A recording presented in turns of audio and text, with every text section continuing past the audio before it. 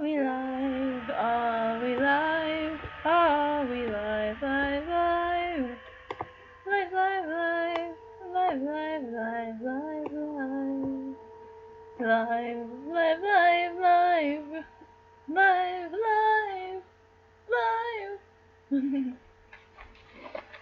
Hello everyone, my name is Ezra Garza, and welcome back to more Shakespeare. We got this one, then on Wednesday I'm coming back with the last one, which will be Winter's Tale.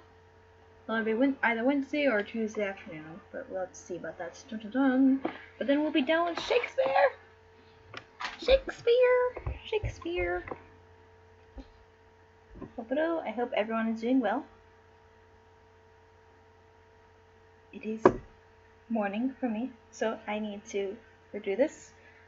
I'll be having to go eventually though, because I'll be going to go help my mom with things at her camp thing.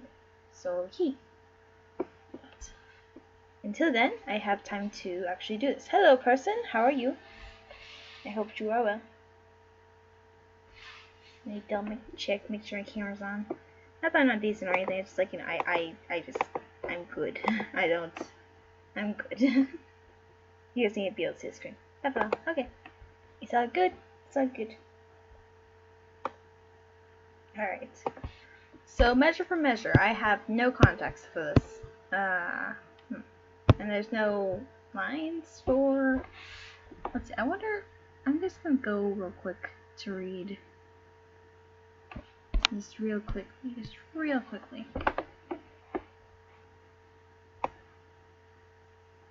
First folio, performance materials.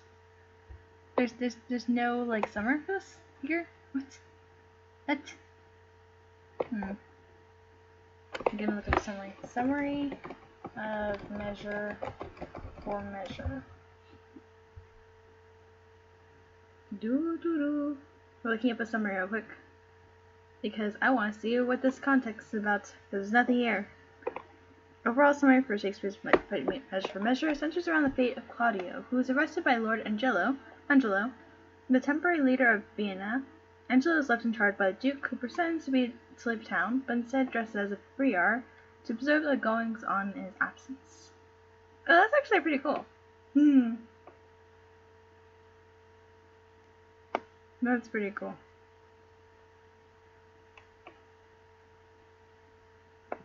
Angelo is left in charge by the Duke, who pretends to be a town. I see. That's cool. Alright, let's get to it. So, Act 1, Scene 1. Let me check my acts we got 5 acts and many scenes. Oh, no, they have a character list. Characters! Okay. So, we have Vincentio, the Duke, Angelo, the deputy, Escalus, an ancient lord. So Vincentio is the Duke. I refuse. No, Jan, don't refuse. You need to go to sleep. Okay.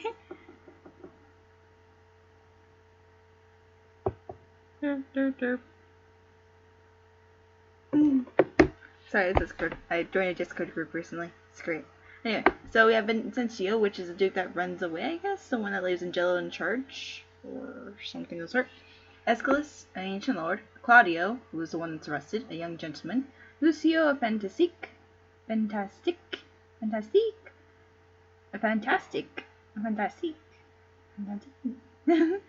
Other like gentlemen. Prose, Thomas, Peter. 2 friars. Elbow, a simple constable. Froth, a foolish gentleman. Clown. Abortion. An executioner. Bannerine, a dissolute prisoner. Isabella, Sister T.P. Claudio. What? Marina, betrothed to Angelo. Juliet? Beloved of Claudio. Juliet. Not Juliet. Juliet. What? Francisca, a nun. Mistress Audon Abad. What? Jonesy? Jonesy, why are you crying? Oh, wait, no, don't look, don't look, listen. Okay, let me go open the door for Jonesy. What? What you want? Silly cat. Alright, let us proceed with Act 1, Scene 1. Bum bum bum. Actus primus, scena prima. Enter Duke Aeschylus, Lords. Duke Aeschylus. Aeschylus, my lord, Duke of Government, the properties of Unfold, would see me its effect, speech, and discourse. This is really hard to read. Hold on. I know I was supposed to read the modern version, and this is the only version that they had of this text of this edition. They only have this version. Please, I need modern. Oh boy, there we go. Aeschylus, my lord, Duke of Government,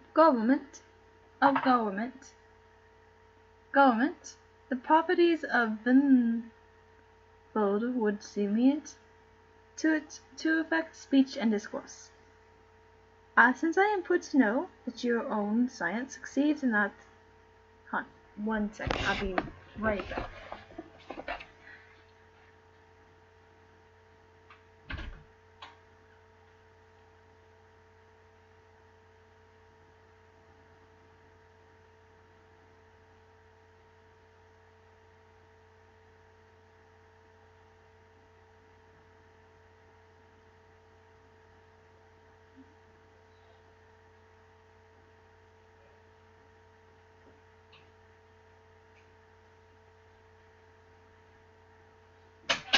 Alright, I'm back.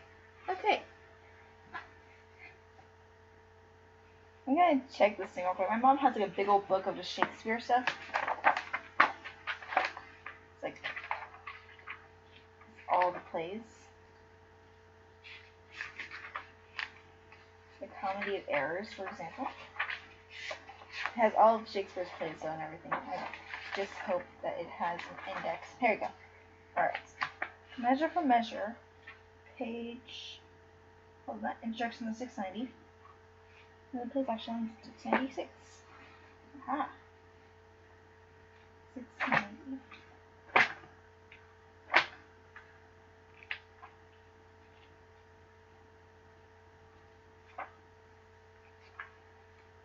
$664.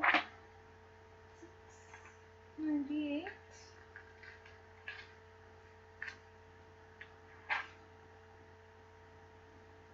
Let's see.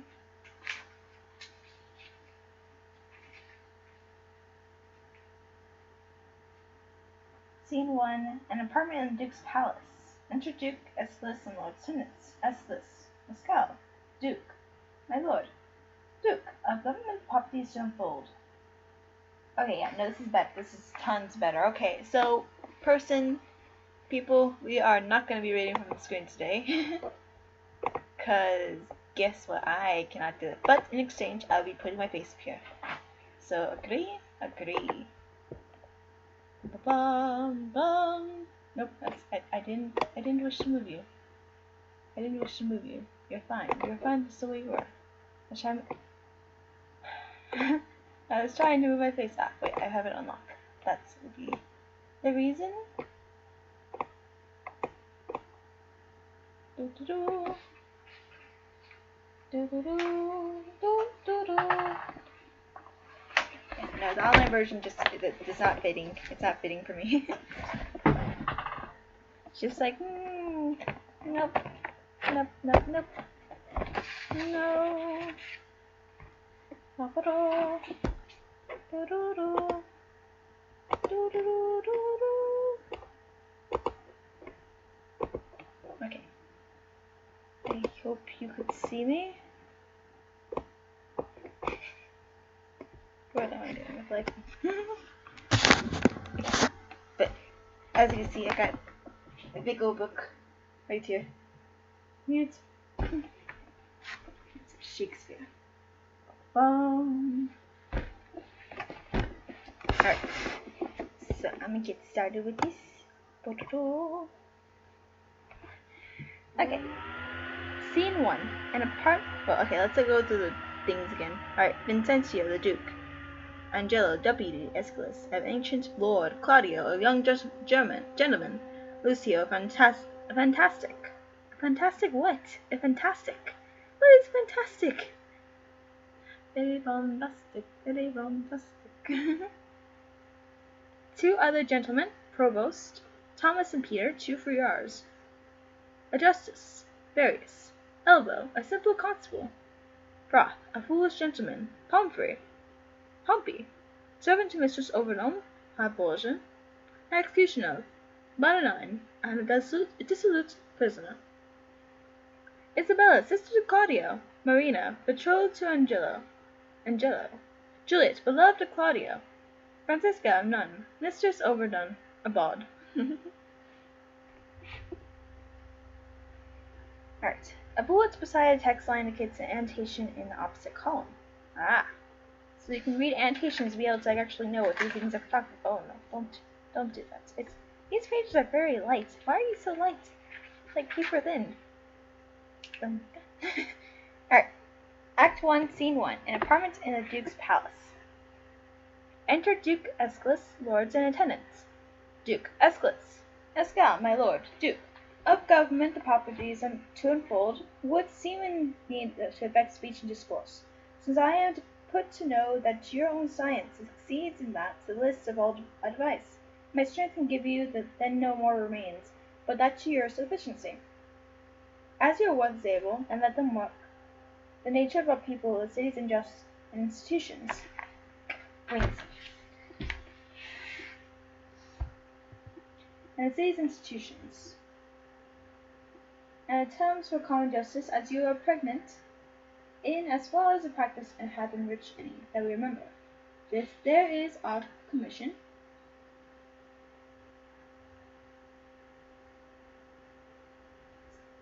To your sufficiency, to let them work. One is missing here, but one can interpret it as let your capacity and my authority work together. From which we would not you war.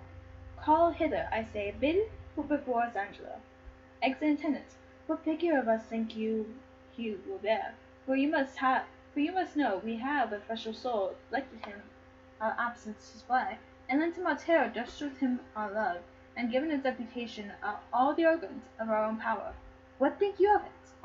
Escal, if any of Vienna be worth of yonder girl, such ample grace and honor, it is Lord Angelo. Duke, look where he comes. Angelo, always obedient to your grace's will.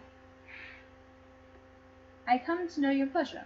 Duke, Angelo, there is kind of a character in thy life that as observer doth thy history fully unfold. Thyself and thy belongings are not thine own proper as to waste thyself upon the virtues they are in thee. Heaven doth with us as we with torches do, not light them for ourselves. For if our virtues do not go forth of us, 'twere all alike, as if we had them not. Spirits are not finely touched, but divine issues, nor nature never lends the smallest scruple of her excellence. But, like a thrifty goddess, she determines herself the glory of a creditor, both thanks and use. But I do unbend my speech to one that can thy part in hand advertise. Hold therefore, Angelo, in our move, be thou at our fool ourselves. Mortality and mercy in Vienna, live in thy tongue and heart, O Aeschylus. Though first in question is thy secondary. Take thy commission, Angelo. Now, good my lord, let there be some more tests made in my medal, before so noble and so great a figure be sent upon it. Duke, no evasion. We have the leavened and prepared choice proceeded to you. Therefore take your honours, our haste from hence is of so quick condition that prefers itself in these unquestioned.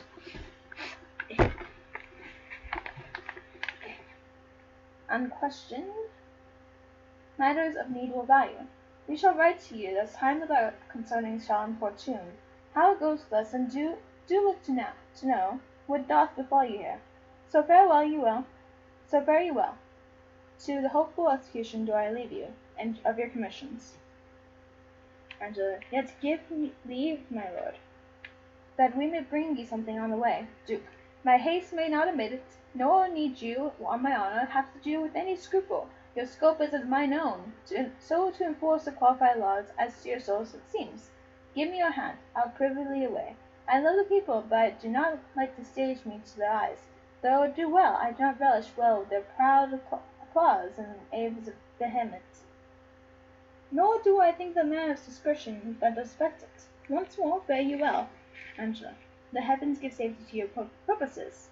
Escale. Lead forth and bring back in your happiness. Duke. I thank you. Very well. Exit Escale. I shall desire you.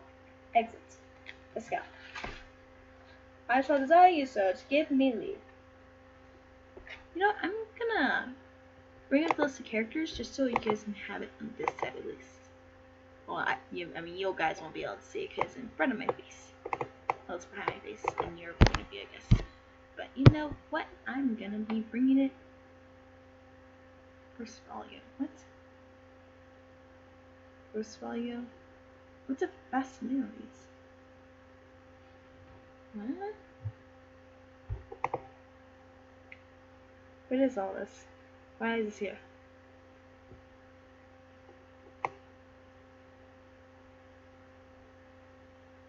Oh jeez. It is a copyright image. Oh no. Boston Public Library. That's so weird.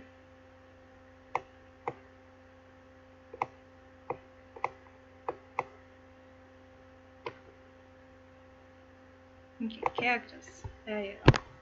Alright. So I'll have the character list here just to be able to remember. Names of everyone. Alright. So Duke is leaving, who has been Vincentio, to be able to observe things from away of people.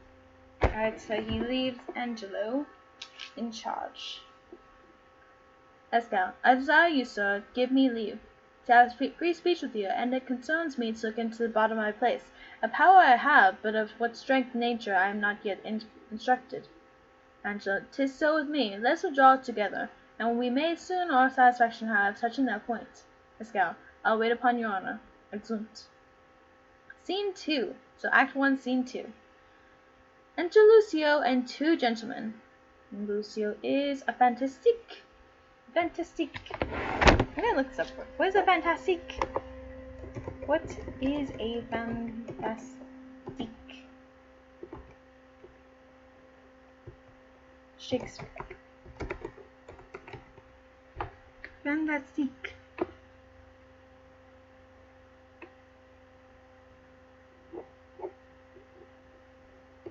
Is it lagging for y'all? Uh-oh, the camera is lagging. Fantastique.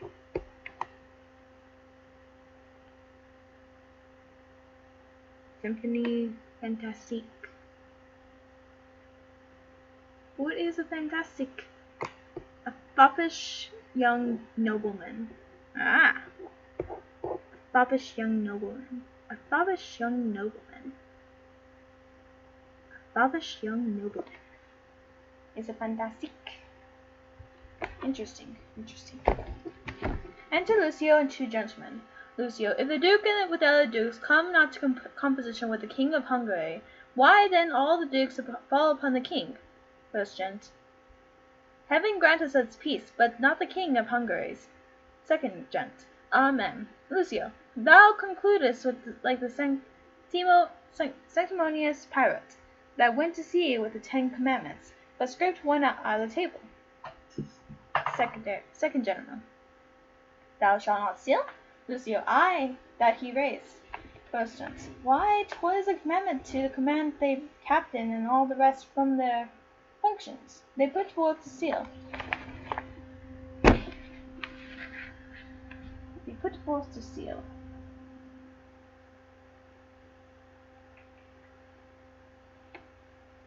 Why, 'twas a commandment to command the captain and all the rest from their functions. They put forth to steal. There's not a soldier of us all That in Thanksgiving before meats do relish a petition well that prays for peace.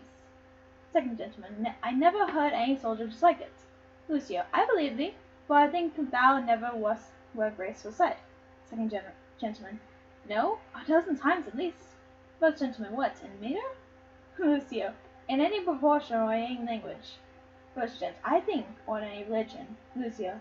Aye, why not? Grace is grace, despite of all controversy, as, for example, thou thyself art as wicked a villain, despite all grace. First gent. Well, there went but a pair of shears between us. Lucio. I grant, as there may between the list and velvet, thou art the list. First gent. And thou the velvet, thou art good velvet, thou art a three-piled piece. I warrant thee, I warrant thee. I had as life fearless of an English courtesy as he piled as thou art piled for French velvet. Do I speak feelingly now? Lucio. I think thou dost, and indeed with most painful feeling of thy speech. I will out of thy confession learn to begin thy health. But whilst I live, I forget to drink after thee. First gent. I think I have done myself wrong, have I not? Second gent. Yes, that thou hast, whether thou art tainted or free. Lucio. Behold, behold, where Madam Mitigation comes. I have purchased many diseases under her roof as to come. Second gent. To what, I pray? Why would you purchase so many diseases? Lucio. Judge. Second gent. $3,000 a year. First gent. Aye, and more. Lucio. French crown more. First gent. Thou art always figuring diseases in me, but thou art full bearer. I am sound.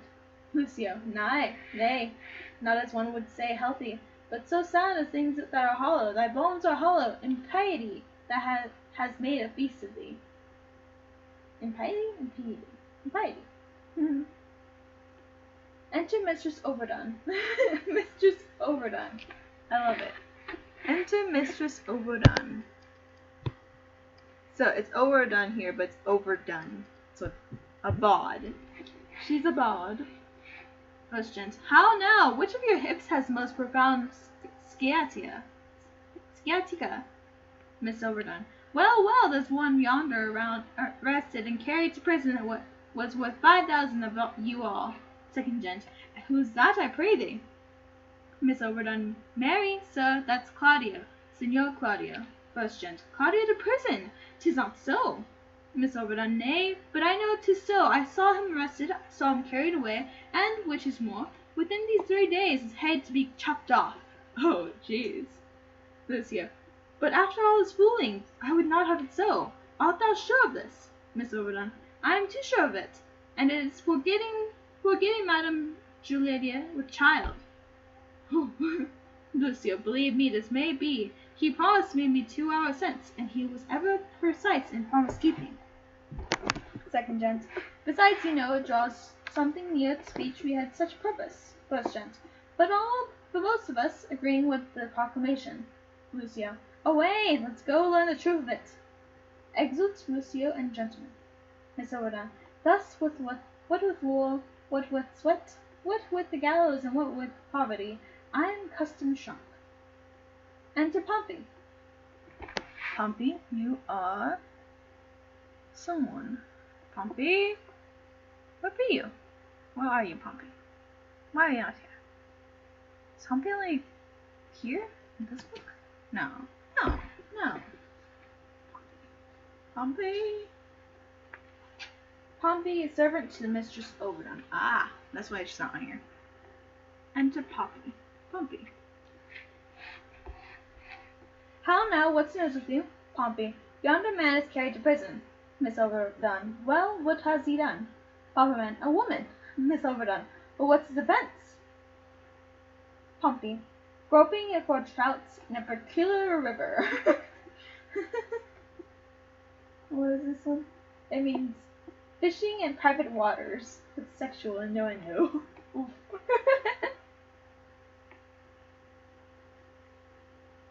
Miss Overdone. What, is there a maid with a child by him? Pompey. No, but there's a woman with a maid by him. You have not heard of the proclamation, have you? Oh, Miss Overdone, what proclamation, man? Pompey, all houses in the suburb of Vienna must be plucked down. Miss Overdone, and what shall become of those in the city? Pompey, they shall stand for seed. They had gone down too, but that was a wise burgher put in for them. Miss Overdone, but shall our houses of resort in the suburbs be pulled down? Pompey, to the ground, mistress.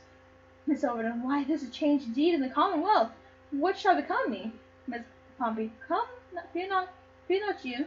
Good counsellors lack not clients, though you change your place. You need not change your trade. I'll be your tape sister. Courage! There'll be pity taken upon you. You have that worn eyes almost out of service. You will be considered. Miss Overdone, what's to do here, Thomas Taper, sir? Let's withdraw. Pompey, here comes Signor Claudia, led by the provost of prison, and Madame Juliet. Exeunt. Enter provost, who is just provost. Cool. Claudio, Juliet, and officers. Let's look up these names real quick. Over here. Yeah, provost is provost. Why is provost just provost? What? Claudio, a young gentleman who is being led to the prison. And then you have Juliet, who is beloved of Claudio. I'm kind of curious. How do you see me?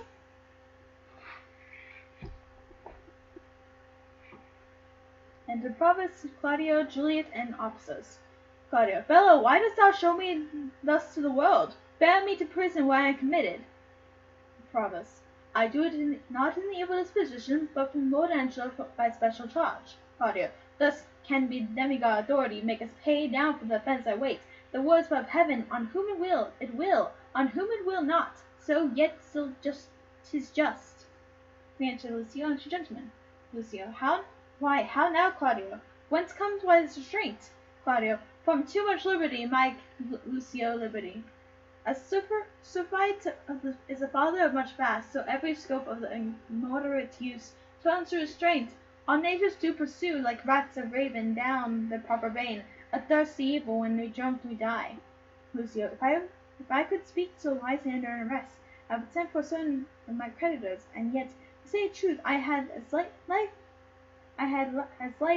had the foppery of freedom, as the morality of imprisonment. What's thy defence, Claudio? Claudio, what but to speak of would offend again. Lucio, was it murder? Claudio, no. Lucio, lechery? Claudio called, so away, sir, you must go. Claudio, one word, good friend. Lucio, a word with you. Lucio, 100 if they'll do you any good. Is lechery so looked after? Claudio, thus stands it with me, upon a true contract, I possess of Juliet's bed. You know, lady, she is my fast wife. She is fast my wife. Save that we do the denunciation lack, about what order, this we came down to, only to propagation of the dower, remaining in the corner of a friends, from whom we thought it to meet a hide of our love, till time had made them for us. But it chances itself about those mutual entertainments, with character superose is writ on Juliet. Lucio, with child perhaps. Claudio, unhappily so. Even so. Icco? That's unnecessary. And the new deputy now for the Duke, whether it be fault of glimpse of newness, or whether the body of public be a horse whereon the governor doth ride, who, newly in the seat, that may know he can command, lets it straight feel the spur, whether the tyranny be in his place, or in his eminence that fills it up. I stagger in, but this new governor awakes me in the road penalties, which I have scored armor, hung by the wall. So long the 19 zodiacs have gone round, and none of them been worn and bore a name, now puts a drowsy and neglected dash freshly upon me. 'Tis surely for a name. Lucio, I warrant it is, and thy head stands so tickle on thy shoulders that a milkmaid, if she be in love, may sigh it off. Send off the Duke and to appeal to him. Claudio, I have done so, but he is not to be found. I prithee, Lucio, do me this kind service. This day my sister should the cloister enter, and there receive her approbation, acquaint her with the danger of my state, implore her in my voice, that she make friends with the district deputy, bid herself assay him, and I have great hope in that. For in her youth there is prone and speechless dialect, such as movement. Besides, she hath prosperous art.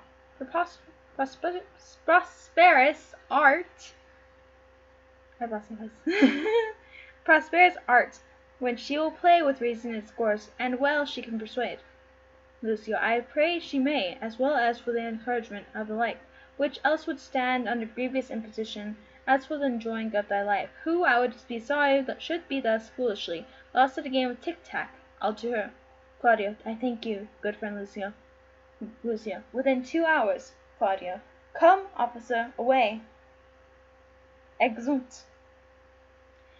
Act 1, Scene 3. So we got this Claudio person just like, he's being locked up because he was in certain waters with someone. We got people losing their housing, apparently, because, they're making room. And just like, I don't know what to do. It's like, oh, they'll probably spare you, so you'll be fine. Let's just hope that in your old age you'll be spared, Miss Overdone. And then before that, we had a duke leaving, who is apparently a duke of the city who's just now keeping watch, according to the summary, at the very least. But we don't see him yet. Boom, boom.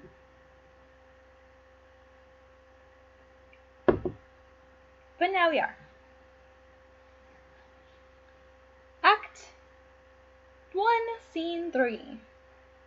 Enter Duke and Friar Thomas. So, we have the Duke, whose name is Vincentio, and then we have one of the Friars, which is Thomas. I don't know what a friar is, but you know what?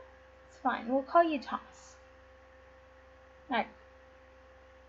Duke. No, holy father, throw away that thought. Believe not that the dribbling dart of love can pierce a complete bosom.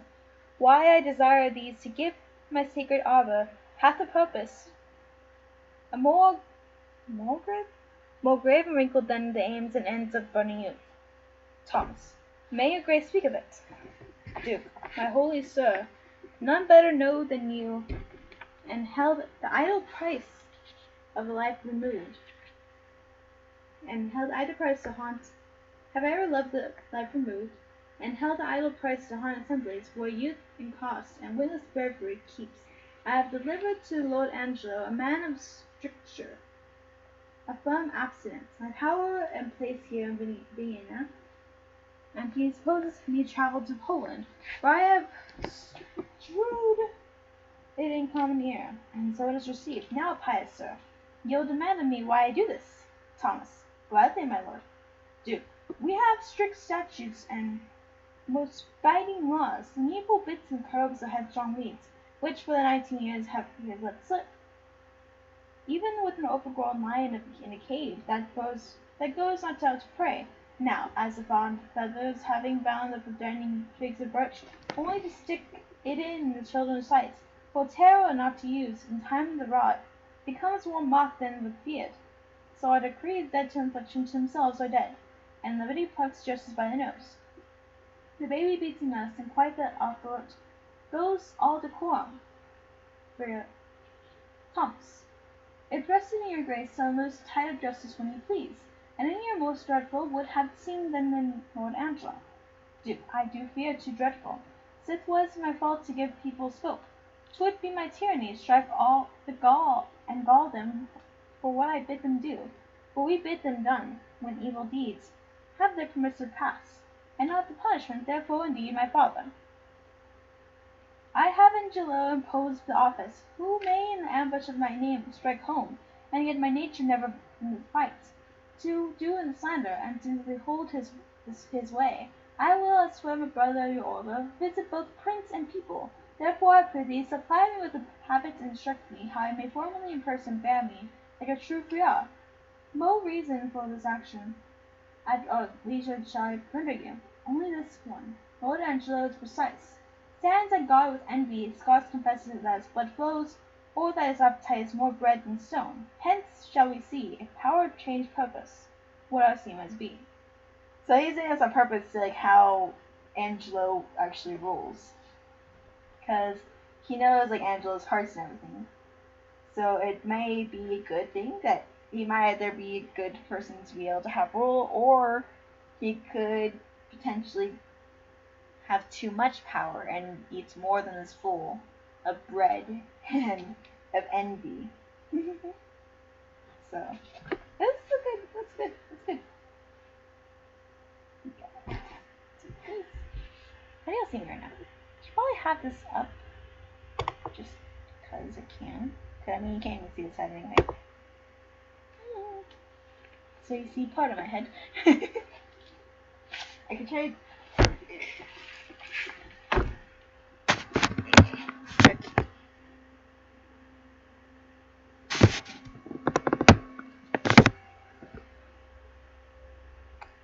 Maybe. Boop, ba-doo, boop, boop, boop, ba-doo. So we're in Act 1, Scene 4. A nunnery. We get to finally go to the nunnery. I've heard Get Thee to a Nunnery from Hamlet. Scene 4. A nunnery. Enter Isabella and Francisca. Isabella, who is... Wait, let's review the characters. Isabella is Sister Claudio, and Francisca is a nun. That would explain. Isabella, and have you nuns of father privileges? Francisca, are not these large enough? Isabella, yes, truly, I speak not as for desiring more, but rather wishing for more strict restraints upon the sisterhood of the votaries of St. Clair. Lucio, within. Ho! Peace in this place! Peace be in this place! Isabella, who's that which calls? Francisca, it's a man voice. Gentle Isabella, turn you the key, and know his business of him. You may, I may not. You are yet unsworn. When ye have vowed, you must not speak with men. But in the presence of the prioress, then if you speak, you must not show your face. Or, if you show your face, you must not speak. He calls again. I pray you answer him. Exit. Isabella, peace and prosperity! Who is that calls? Enter Lucio. Lucio, hail a virgin if you be, as those cheek roses. Proclaim you are no less. Can you set me as bring me the side of Isabella, a novice to his place, and the fair sister to her unhappy brother Claudio? Isabella, why her unhappy brother, let me ask? The rather, for I now must make you know I am not Isabella and his sister. Lucio, gentle and fair, your brother kindly greets you. Must be wary with you, he's in prison. Isabella, woe me, for what? Lucio, for that which, if myself might not be his judge, he should receive his punishment in thanks. He hath got his friend's child. Isabella, sir, make me not your story. Lucio, it is true, I would not. Though 'tis my familiar sin, with maids to seem laughing and to jest, tongue far from heart, play with all virgins so. I hold you as a thing enskyed and sainted by your renouncement of immoral spirit, as we talked with sincerity, as with a saint. Isabella, you do blaspheme the good in mocking me. Lucio, I do not believe it. Fewness in truth, 'tis thus. Your brother and his lover have embraced, and as those that feed grow full, as blossoming time, that those seedness the bare fallow brings, the teeming poison, even so her plenteous room expresseth his full till husbandry. Let me see. Fewness and truth breed from truly. Seedness, sowing, poison, harvest. Isabel, someone with child by him, my cousin Juliet. Lucio, is she your cousin? Isabella, adoptively, as schoolmates change their names. By vain though affection. Lucio, she it is. Isabella, oh, let him marry her. Lucio, this is the point. The Duke is very strangely gone from hence. There were many gentlemen, myself being one in hand, and hope of faction, but we do learn by those that know the very nerves of state. By his givings out were infinite distance from his true meant design upon his place, and with full line of authority governs Lord Angelo, a man whose blood is very snow brought. One who never feels the wanton stings and motions of sense, but doth rebate the blunt of his natural edge, with profits but with profits of mind, steady and fast, he to give fear to use liberty, which have to long run by the hideous law, as mice by lions, hath picked out an act, under whose heavy sense of your brother's life falls into forfeit, he arrests him on it, and follows close to the vicar of statute, to make him an example. All hope is gone, unless you have the grace by your fair prayer to soften Angela, and that's my pity of business, twixt you and your poor brother. Isabella, doth he seek his life? Lucio, he has censured him already, and, as I hear, the provost hath a warrant for his execution. Isabella, alas! what poor abilities in me to do him good! Lucio, assay the powers you have. Isabella, my power? Alas, I doubt. Lucio, our doubts are traitors, and makes us lose the good oft we might win, by fearing to attempt. Go to Lord Angelo, and let him learn to know, when made to sue, men give like gods, but when they weep and kneel, all their petitions are as freely theirs as they themselves would owe them. Isabella, I'll see what I can do. Lucio, but speedily. Isabella, I will about it straight, no longer staying but to give the mother notice of my affair. I humbly thank you. Commend me to my brother. Soon at night I will send certain word of my success. Lucio, I take my leave of you. Isabella, good sir, adieu. So she was trying to get into the nunnery, I suppose, but now she has to leave the nunnery for a time to be able to go help her brother, not Claudio. Act 2. Act 2, Scene 1. A hall in Angelo's house. Enter Angelo, Aeschylus, and Justice Provost, officers and other attendants behind. Angelo, we must not make a scarecrow over the law, setting it up in the fair birds of prey, and let it keep one shape till custom make it their perch and not the terror. Aeschylus. Ay, but yet let us be keen, and rather cut a little, than man bruise death. Alas, this gentleman, whom I would save, had a most noble father. Let but your honour know, whom I believe to be most straight in virtue, that, in the working of your own affections, had time cohered with place with wishing, or that the resolute acting of your blood could have attained the effect of your own purpose.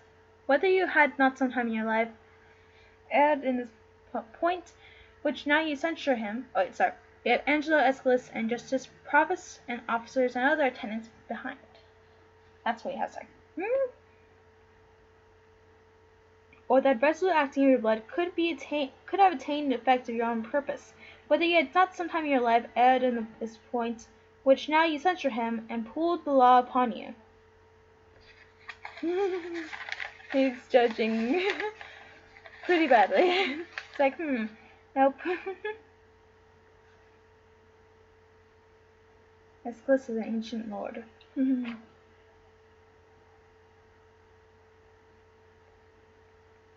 And Angelo, 'tis one thing to be tempted, Aeschylus, another thing to fall. I not deny the jury passing the prisoner's life may in the sworn 12 have a thief or two, guiltier than him they try. What's open made to justice that justice seizes? What knows the law that thieves do pass on thieves?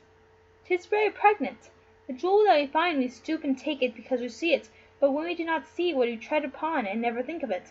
You may not so accentuate his offence, for I have had such faults, but rather tell me when I that censure him do so offend, let mine own judgment pattern out my death, and nothing come impartial. Sir, he must die. Aeschylus. Be it as your wisdom will. Angelo. Where is the provost? Provost here, if it like your honour. And provost is just a provost. We don't know what the provost is. Just a provost. What is a provost? What is a provost? What is a provost?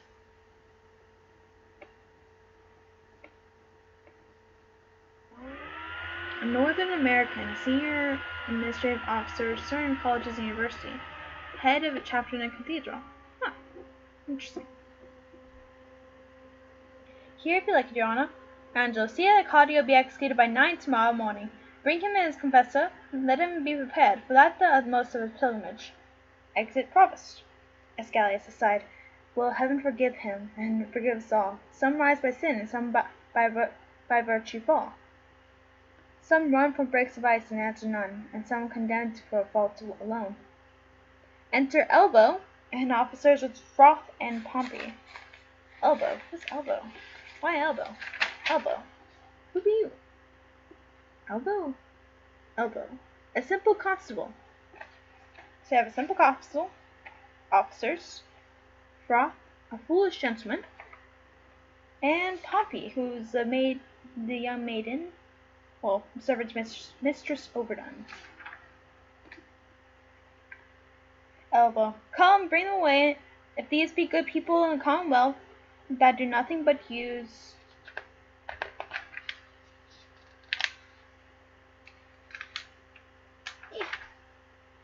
the abuses in common houses, I know no law. Bring them away. Angelo. How now, sir? What's your name, and what's the matter? Elbow. If it please your honour, I am the poor Duke's constable. My name is Elbow. I do lean upon justice, sir, and do bring him here and before your honour two notorious benefactors. Angelo. Benefactors? Well, what benefactors are they? Are they not malefactors?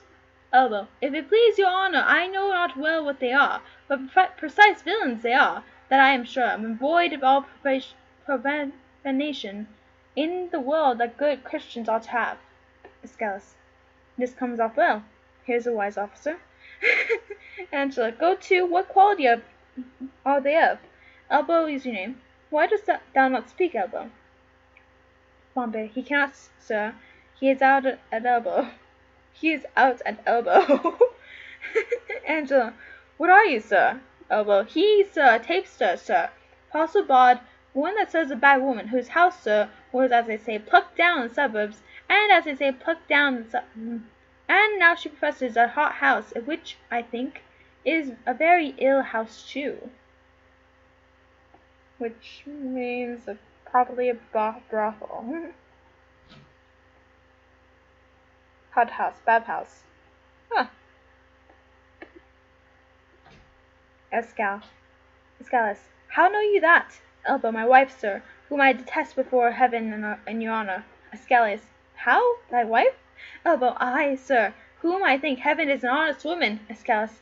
Dost thou detest her therefore? Elbow. I say, sir, I will detest myself also, as well as she, that this house, if it be not the bawd's house, it is pity of her life, for it is naughty house. It is a naughty house. Escalus. How dost thou know that, constable? Elbow. Marry, sir, by my wife, who, if she had been a woman cardinally given, might have been accused for fornication, adultery, and uncleanliness, sir. Escalus. By the woman's means. Elbow. Aye, sir, by Mistress Overdone's means, but as she spit in his face, so she defied him. Pompey. Sir, if it please your honour, this is not so. Elbow. Prove it before these valets here, thou honourable man. Prove it. Escalus. Do you hear I am in his places, sir? Pompey. Sir, she came in great with child, and longing saving your honour's reverence for stewed prunes. Sir, we have but two in the house, which at the very distant time stood, as it were, with the fruit dish, a dish of some 3 pence. Your honours have seen such dishes. They are not china dishes, but they are very good dishes. Escalus. Go to. No matter for the dish, sir. Pompey. No, indeed, sir, not of a pin. You are therein the right, but to point, as I say, this Mistress Elbow, being, as I say, with child, and being great-bellied, and longing, as I said, for prunes, and have been but 2 in the dish. As I said, Master Froth here, this very man having eaten the rest, as I said, and, as I say, paying for them very honestly, for, as you know, Master Froth, I could not give you 3 pence again. Froth. No, indeed. Pompey. Very well. You being then, if you be remembered, crackling the stones of the foresaid prunes. Froth. Aye, so I did indeed. Pompey. Very well. Well, why very well?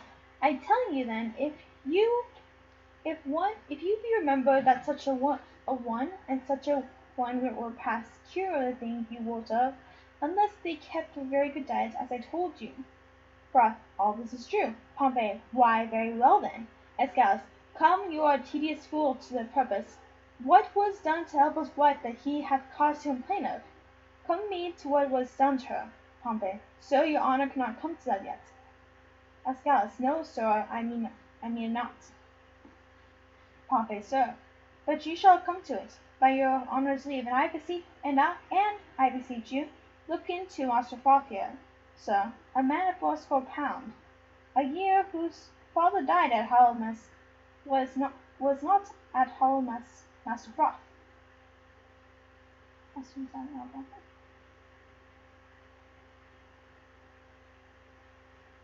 Pompey. Froth. All Holland you. Pompey. Very well. I hope here be truth. He, sir, sitting as I say, in a lower chair, sir, towards a bunch of grapes, where indeed you had a delight to sit, have you not? Froth. I have so, because it is open room, and good for winter. Pompey. Why, very well then, I hope here be a truce. Angel. This will last out a night in Russia, when nights are longest there. I'll take my leave, and leave you here in the cause, hoping you all find good cause to whip them all. Escalus. I think no less. Good morrow to your lordship. Exit Angela. Now, sir, come on. What was done to Elbo's wife once more? Pompey. Once, sir. There was nothing done to her once. Elbow. I beseech you, sir, ask him what this man did to my wife. Pompey. I beseech your honour, ask me. Is Pompey a female or a male? I am so confused. It's like he's saying this man, servant. So it has to be a man. Pompey's a man. I beseech you, sir, ask him what this man did to my wife. Pompey. I beseech your honour, sir, ask me. Escalus. Well, sir, what did this gentleman do to her? Pompey. I beseech you, sir, look in this gentleman's face. Good Master Froth, look upon his honour. His good purpose doth your honour mark his face. Escalus. Aye, sir, very well. Pompey. Nay, I beseech you, mark it well. Escalus. Well, I do so. Pompey. Doth your honour see any harm in his face? Escalus. Why, no. Pompey. I only be supposed to look upon a book. His face is the worst thing about him. Good then, if his face be the worst thing about him, how could Master Froth do the constable's wife any harm? I would know if you that your honour. Escalus. He is in the right, constable. What say you to it? Elbow. First, and it's like you, the house is a very respected house. Next is a respected fellow, and his mistress is a respected woman. Pompey. By his hand, sir, his wife is a more respected person than any of us all. Elbow. Varlet, thou liest. Thou liest, wicked varlet! In time is yet to come that she was never respected with man, woman, or child. Pompey. Sir, she was respected with him before he married with her. Escalus. Which the wiser here, justice or iniquity? Is it true? Elbow. O thou caitiff! O thou varlet! O thou wicked Hannibal! I respected with her before I was married to her. If I ever was respected with her, or she with me, let not your worship think me a poor duke's officer. Prove this, thou wicked Hannibal, or I'll have mine action of battery on thee. Escalus. If he took you a box of the ear, you might have your action of slander too. Elbow. Marry, if I thank your good worship for it, what is your worship pledges I shall do with this wicked caitiff? Escalus. Truly, officer, because he hath some offences in him that thou wouldest discover if thou couldst, let him continue in his courses till thou knowest what they are. Elbow. Marry, I thank your worship for it. Give him. Thou seest, thou wicked varlet, now what's come upon thee. Thou art continue now, but thou varlet, thou art continue. Escalus. Where are you born, friend? Froth. Here in Vienna, sir. Escalus. Are you 80 pounds a year? Froth. Yes, and it please you, sir. Escalus. So, what trade are you of, sir? Pompey. A tapecer. A poor widow's tapecer. Escalus. Your mistress' name? Pompey. Mistress Overdone. Escalus. Hath she any more than one husband? Pompey. 9. 9, sir! Overdone by the last. Escalus. 9! Come hither to me, Master Froth. Master Froth, I would not have you acquainted with tapesters. They will draw you, Master Froth, and you will hang them, Get you gone, and let me hear no more of you. Broth, I thank your worship. For mine own part, I never come to any room at tap house. But I am drawn in. Scouts, well, no more of it, Master Broth. Very well. Exit Broth. Come you hither to me, Master Tapster. What's your name, Master Tapster? Pompey. Pompey. Escalus. What else? Pompey. Bum, sir. Escalus. Troth. And your bum is the greatest thing about you, so that in the beastliest sense, you are the Pompey the Great. Wow.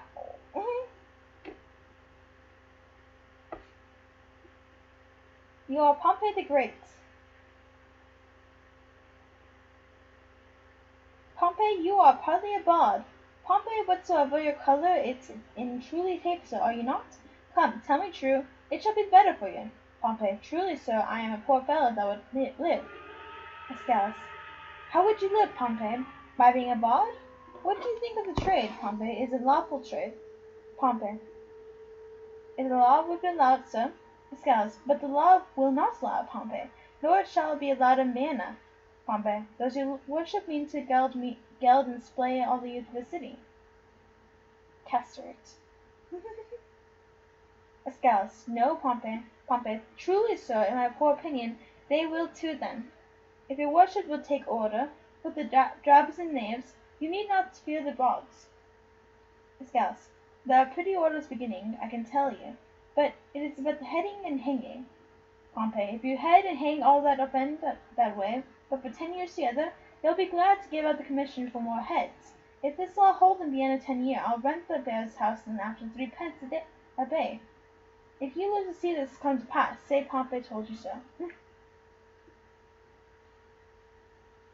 Escalus, thank ye, and good Pompey, and in requital for your prophecy, hark you, I advise you let me not find you therefore me again upon any complaint whatsoever. No, not for dwelling where you do. If I do, Pompey, I shall beat you to your tent, and prove a shrewd Caesar to you. In plain dealing, Pompey, I shall have you whipped. So for this time, Pompey, fare ye well. Pompey, I thank your worship for good counsel. Aside, but I shall follow it as the flesh and fortune shall better determine. Whip me? No, no. Let a carman whip his jade, the valiant pot's not whipped out of his trade. Exit Pompey. But now, Escal, come hither to me, Master Elbow. Come hither, Master Constable. How long have you been in this place, Constable? Elbow, 7 years and a half, sir. Escalus, I thought, by your readiness in the office, you had continued in it some time. You say 7 years altogether. Elbow, and a half, sir. Escalus, alas, it has been great plains to you. They do you wrong to put you off so often upon it. Are there not men in the world sufficient to your service? Elbow, faith, sir, few of any wit in such matters. They are chosen, they are glad to choose them. Choose for them. I do it for some piece of money, and go through with all. Escalus, look you bring me to the names of some 6 or 7, the most sufficient of your parish. Elbow, it is your worship's house, sir. Escalus, to my house, fare you well. Exit Elbow. What's a clock, do you think? What? Just? What is his name? What is his name? Wait, what? He's like this weird... It looks like Just, but I don't think that's how you pronounce it. Justice. No, it is Justice. It's Justice. Justice. 11, sir. Escalus. I pray you home to dinner with me. Justice. I humbly thank you. Escalus. It grieves me for the death of Claudio, but there's no remedy. Justice. Lord Angelo severe. Escalo. It is but needful. Mercy is not itself that oft looks so. Pardon is still a nurse of second row, but yet, poor Claudio. There is a remedy. Come, sir. Exeunt. Act 1, Scene... Act 2, Scene 2. Act 2, Scene 2. Act 2, Scene 2. Act 2, Scene 2. Because it says Scene 2. Wait, sorry. Act 2, Scene 2, yeah. Enter Provost, who is either a church person or a person of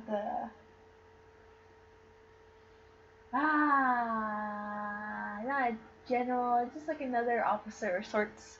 And he's bringing a servant. And a servant. Another room in the same. Servant. He is hearing of a cause. He will come straight. I will tell him of you. Provost. Pray you do. Exit servant.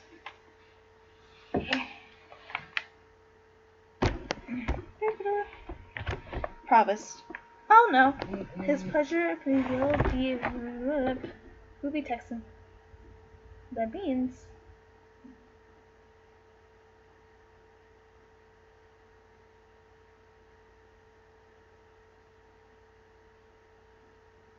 it's J.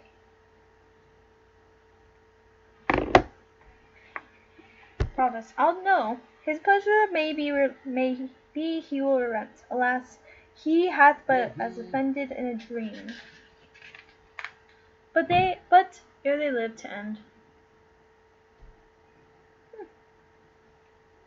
Isabella. Yet show some pity. What? What? No, I skipped a page, guys. Wait a second. His pleasure may will event. Alas, he hath his offended in a dream. All sex and all ages smack of his vice, and he to die for it. Enter Angela. Angela. Now, what's the matter, Provost? Provost. Is it your will Claudio shall die tomorrow? Angela. Did I not tell thee, yea? Hadst thou not an order? Why dost thou ask again? Provost. Lest I may be too rash. Under your good correction I have seen, when after execution judgment hath repented over his doom.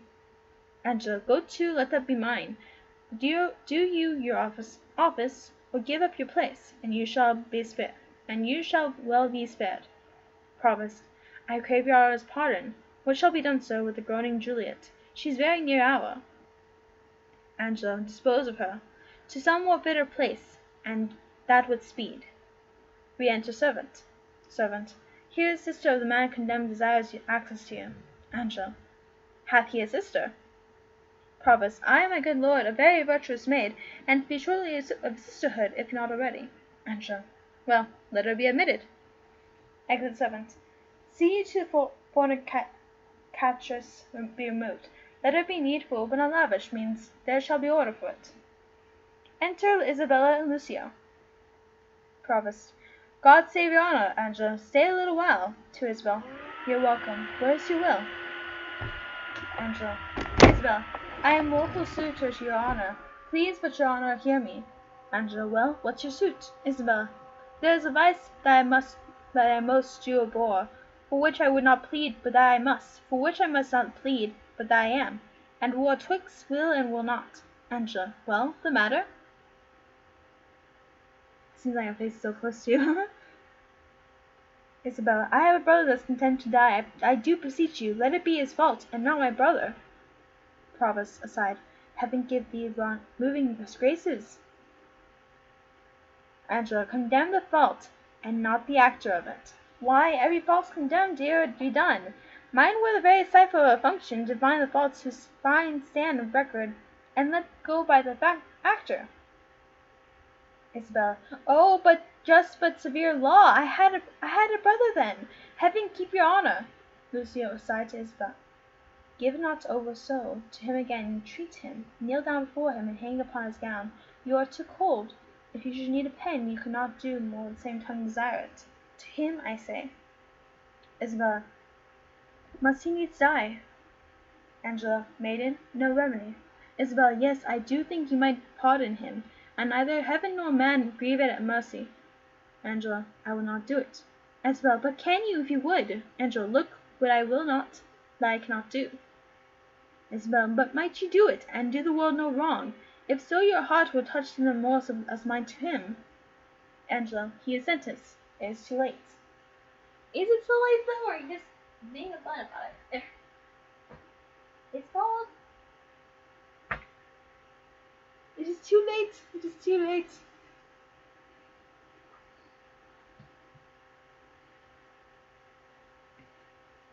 Lucio. Aside to Isabella. You are too cold. Isabella. Too late? Why, no. I that just speak a word. May call it back again. Well, believe this, no ceremony that to the ones longs. No, not the king's crown, nor the deputed sword, the marshal's truncheon, nor the judge's robe, become them to one half as so good a grace, as mercy does. If he had been as you, and yet as he, you would have slipped like him, but he, like you, would not have been so stern. Angela, pray you, be gone. Isabel, I would to heaven I had your potency, and you were Isabel. I would it then be thus. No, I would tell that 'twill be a judge, and what a prisoner. Lucio, aside to Isabel, I touch him, this vein. There's the vein. Angela, your brother is a forfeit of law, and you waste your words. Isabel, alas, alas, why all the souls I were forfeit once, and he that might be advantage best you have you took, found out the remedy. How would you, if he were, which is half of a judgment, should but judge you as you are? Oh, think on that, and mercy that then will breathe within your lips like a new maid. Angela, be you content, fair maid. It is the law, not I, condemn your brother. Were he my kinsman, brother, or my son, it should be thus with him. He must die tomorrow. Isabel, tomorrow! Oh, that's sudden! Spare him! Spare him! He's not prepared for death, even for our kitchens. We kill the fowl of the season. We shall serve heaven with less respect than we do our minister, to gross our sleeves. Good, my lord. Bethink you, who is that hath died in the first events? There's many that have committed it. Lucio, aside to Isabella, I, well said. Angela, the law hath not been dead, though it hath slept. Those many had not dared to do that evil, for the first that did infringe, had answered for his deed. Now 'tis awake. Now take notes of what is done, and, like a prophet, looks in the glass that shows what future evils, either new or by reminiscence, new conceived, and so in the progress to be hatched and born, are now to have no successive degrees, but ere they live to end. Isabel, yet social pity. Angela, I show it most of all when I show justice.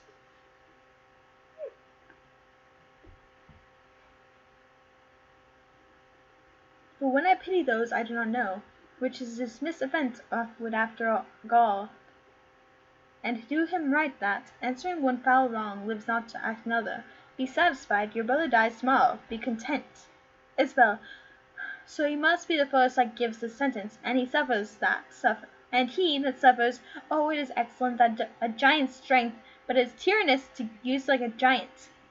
Lucio, aside to Isabella, that's well said. Isabella, could great men thunder as Jove himself, Jove would never be quiet. For every pelting petty officer would use his heaven for thunder, nothing but thunder. Merciful heaven, thou rather with thy sharp and sulphurous bolt splittest the unwedged nard oak that soft myrtle, when proud man, dressed in little brief authority, most ignorant of what he most should, his glossy essence, like an angry ape, plays such a fantastic tricks before high heaven, as makes the angels weep, who with our spleens would all themselves laugh mortal. Lucio, aside to Isabella, oh, to him, wench, he will relent. He's coming, I perceive it. Provost, aside, pray heaven she win him. Isabella, we cannot weigh our brother with ourselves. Great men may jest with saints, 'tis wit in them, but in less foul profanation. Hi, Brandon, how are you? We're reading Measure for Measure. Right now we are in the midst of an argument where the sister of this guy who just got arrested by this Angelo person who is taking control in place of the Duke, who decided to leave to be able to actually watch Angelo's actions from the sidelines. Angelo is deciding to put this man to death tomorrow.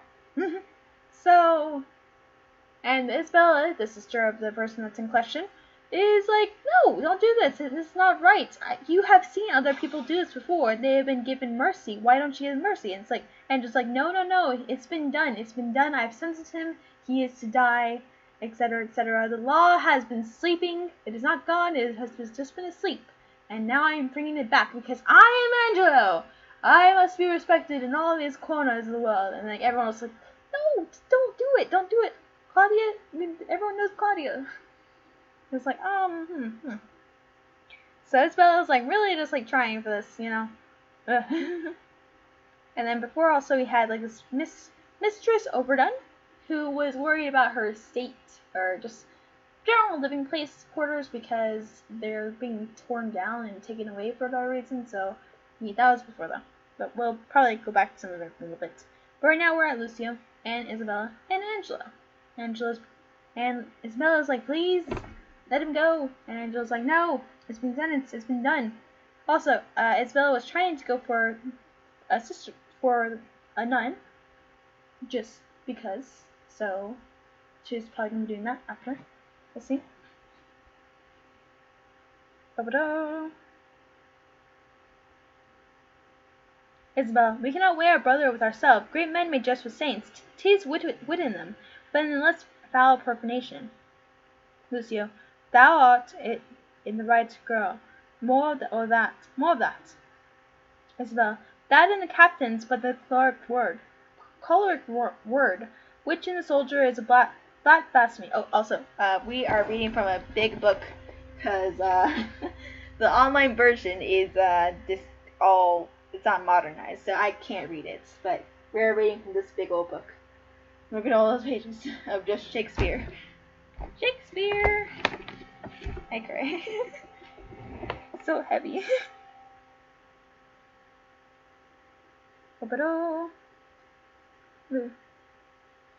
Which soldier is flat blasphemy? Lucio, sighed to Isabella. Ought advised of that. More on it. Angela. Why do you put these sayings upon me, Isabella? Because authority, though it err like other, hath yet a kind of medicine itself, like skin's advice of a top. Go to your bosom, knock there, and ask your heart what it doth know. I like big books and I can. Excellent. That's my mom's book, so it has a lot of place in it. If not all of them, the big chunk.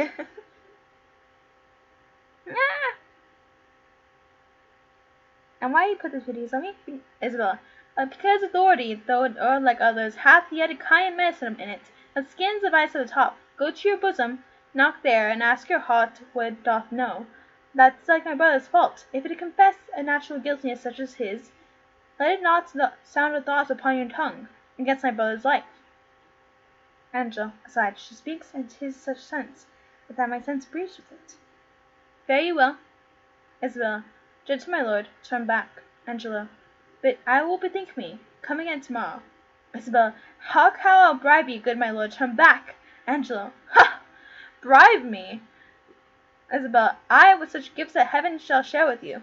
Lucio sighed to Isabella, you had marred all us. Isabella, not with bond shekels of tested gold, or stones whose rates are either rich or poor, as fancy values them, but with true prayers that shall be up at heaven and enter there ere sunrise. Prayers for observed souls.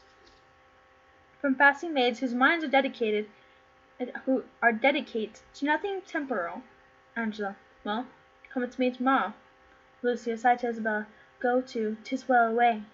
Isabella, heaven keep your honor safe. Angela, aside, amen. For I am that way going to temptation, where prayers cross. Well then, Angela. Oh. Isabel, and what hour tomorrow shall I attend your lordship? Angela, at any time before noon. Isabella, save your honor. Exeunt Isabella, Lucio, and Provost. Angela, from thee, even from thy virtue, what's this? Is it her fault or mine, the tempter or the tempted, who sins most? Ha! Not she, nor doth she tempt, but it is I that, lying by the violet of the sun, do as a carrion does, not as a flower, corrupt with the virtuous season. Can it be that modesty may more betray our sense than woman's lightness? Having wasted ground enough, shall we desire to raise sanctuary and pitch our evils there? Oh, fie! What art thou, Angelo? Dost thou desire her foully for those things that make her good? Oh, let her brother live. Let thieves up for the robbery have authority when judges steal themselves. What? Do I love her, that I desire to hear her speak again, and feast upon her eyes? What is thy dream on? O cunning enemy that, to catch a saint, with saints dost bait thy hook, most dangerous is that temptation that doth boredom us on, to sin in loving virtue, never the strumpet, with all double vigour and awe to nature, once still my temper. But this virtuous maid subdues me quite, even till now, when men were fond. I smiled, and wondered how. He be in love. Well then.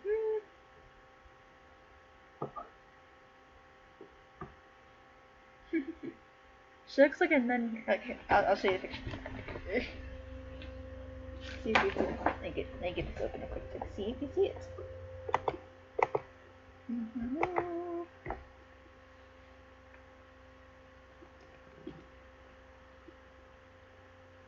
So on the left, is that your left? Okay, you see the person in a dress, white dress, that's Isabella, and the other is Angela. They are being played by Charles Laughton and Laura Robson, respectively. This is 1933, though. That's not like back then. Otherwise, it'd probably be 2 beds. Act 2, Scene 3. A room in a prison. Enter severally? Severally?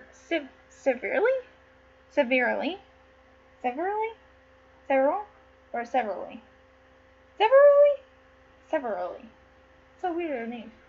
Severally.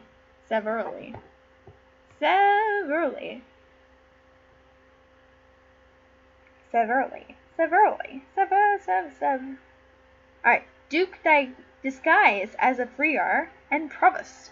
Ooh, we have the Duke. So he's disguised as one of the friars. Excellent. Oh jeez, the camera changed. Ooh. Alright. Duke, hail to you, provost. So I think you are. Provost, I am the provost. What's your will, good friar? Duke, bound by my charity and blessed order, I have come to visit the afflicted spirits here in the prison.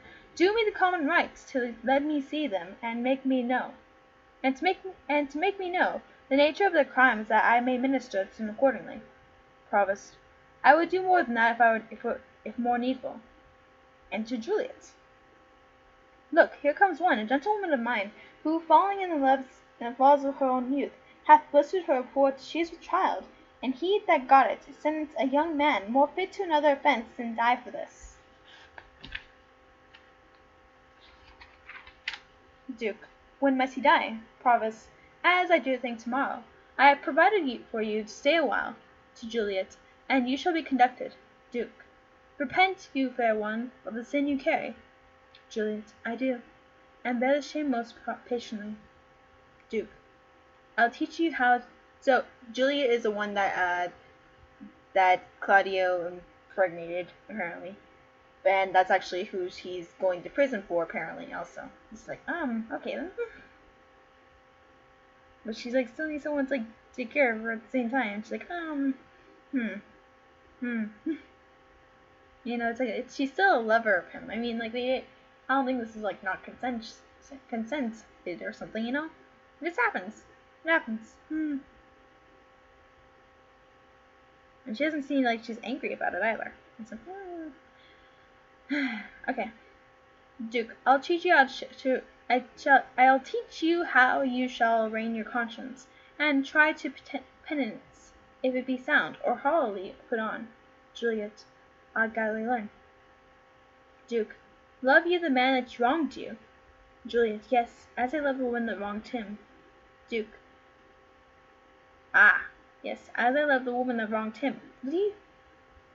Oh, did he have some relations with someone else? Oof. Duke, so that seems your most eventful act was mutually committed. Juliet, mutually. Duke, then was your sin heavier of a heavier kind than his? Juliet, I do confess it, and repent it, father.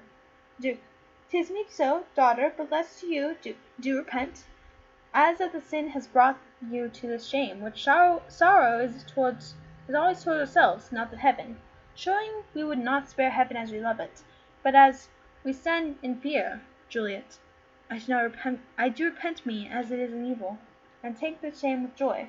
Duke, there, rest. Your partner, as I hear, must die tomorrow, and I am going with instruction to him. Grace go with you, Benedict. Juliet, must die tomorrow. So, also, Duke exits. Juliet, must die tomorrow. Oh, anguish, love, thou respite of my life, whose very comfort is still dying horror. Provost, 'tis pity of him. Exeunt. Scene 4. A room in Angela's house. Enter Angela. Angela. When I would pray and think, I think to several subjects. Heaven hath my empty words. Whilst my invention, hearing not my tongue, anchors upon Isabel. Heaven in my mouth, as if I did but only shew his name, and in my thoughts the strong and swelling evil of my conception, the state whereon I studied, is like a good thing, being often read, grown feared and tedious. Yea, my gravity, wherein let no man hear me. I take pride. Could I win the boot change for an idle plume, which there beats for vain? O place, O form, how often dost thou with thy case, thy habit, wrench off from the fools, and tie the wiser souls to that false seeming? Blood, thou art blood. Let's write the good angel on the devil's form. 'Tis not the devil's crest.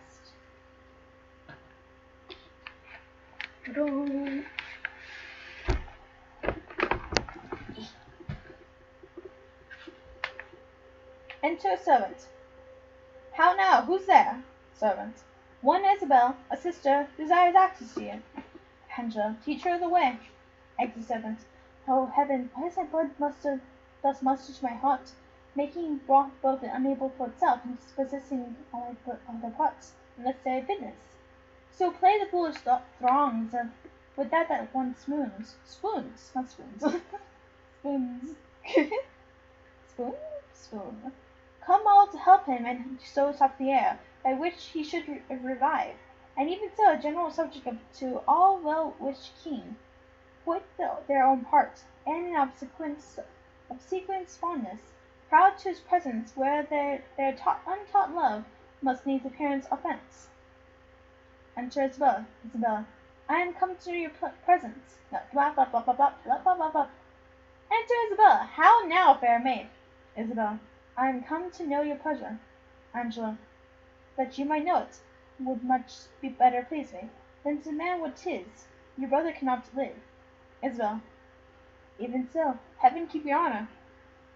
Angela. Yet may he live a while, and if may as long as you or I, yet he must die. Isabel. Under your sentence. Angela. Yea. Isabel. When, I beseech you, that in his reprieve, longer or shorter, he may be so fitted that his soul sicken not. Angela. Ha! By these filthy vices, it were as good to pardon him that hath from nature stolen a man already made, as to remit the saucy sweetness that do coin heaven's image, and stamps that are forbid. 'Tis all as easy falsely to take away a life true made, as to put metal in restrained means, to make a false one. Isabella. To set down so in heaven, but not on earth. Angela. Say you so? Then I shall pose you so quickly. Which had you rather that the most just law now took your brother's life, or to redeem him, give up your body to such sweet uncleanness as she that hath been stained? Isabel. Sir, believe this. I had rather give my body than my soul. Angela. I talk not of your soul. Our compelled sins stand more for a number than for account. Isabel. How say you? Angela. Nay, I'll not warrant that. For I can speak against the thing I say. Answer to this. I, now the voice of the recorded law, pronounce the sentence of your brother's life. Might there not be a charity in sin to save this brother's life? Isabel. Please you to do it. Please you to do it. I'll take it as a peril to my soul, and it is no sin at all but charity. Angela. Please you to do it a peril for your soul, where equal poise of sin and charity. Isabel. That I do beg his life, it be sin. Heaven may bear it. You granting of my suit. If If that be sin, I'll make it my morn prayer. To have it added to the faults of mine, and nothing of the answer. Oh, hi, Couch. How you doing? Kiki. I called you Couch. Hi, Kiki.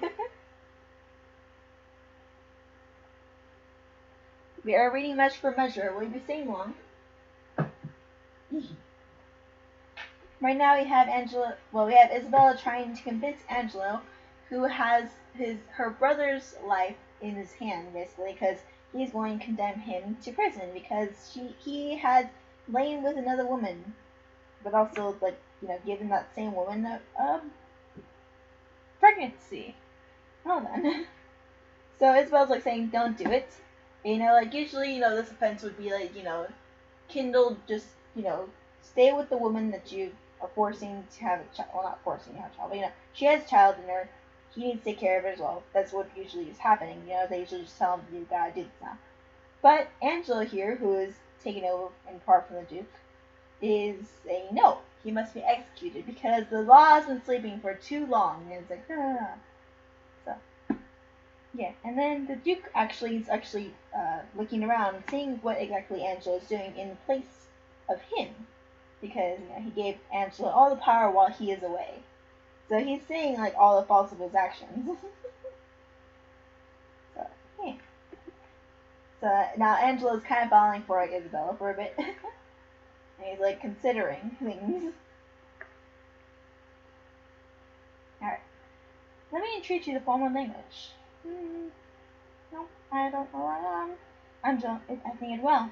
And from the testimony of no. Where am I? I'm reading from this big old book, by the way.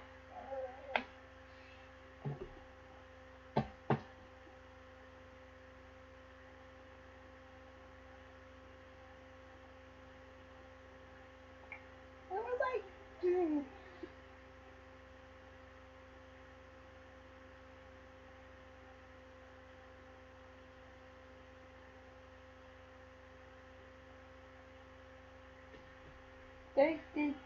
They changed the page.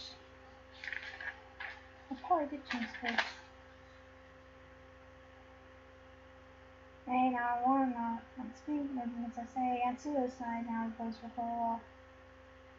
Please do it for charity. That day is life would be sin. I did change page. Angela, nay, but hear me. Your sense pursues not mine. Either you are ignorant, or seem so craftily, and that's not good. But graciously to know I am no better. Angela. But thus wisdom wishes to appear most right. When it doth tax itself in these black masks, proclaim and shield beauty 10 times louder than beauty could displayed, but mock me to be received plain, I'll speak more gross. Your brother, it's to die. Isabel. Hi, you're on live stream with this camera on. There. Fine. No. Can't you sexy? No. Hi. I'll be back. I'm not doing this every day. Be right back.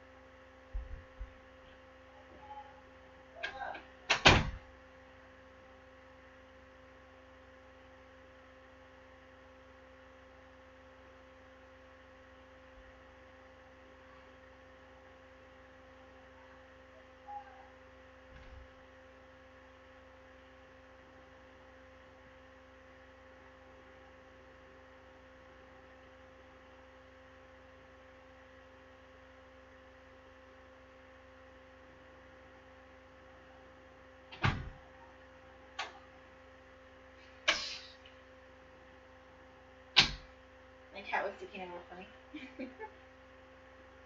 No, Kitty, you must not have it.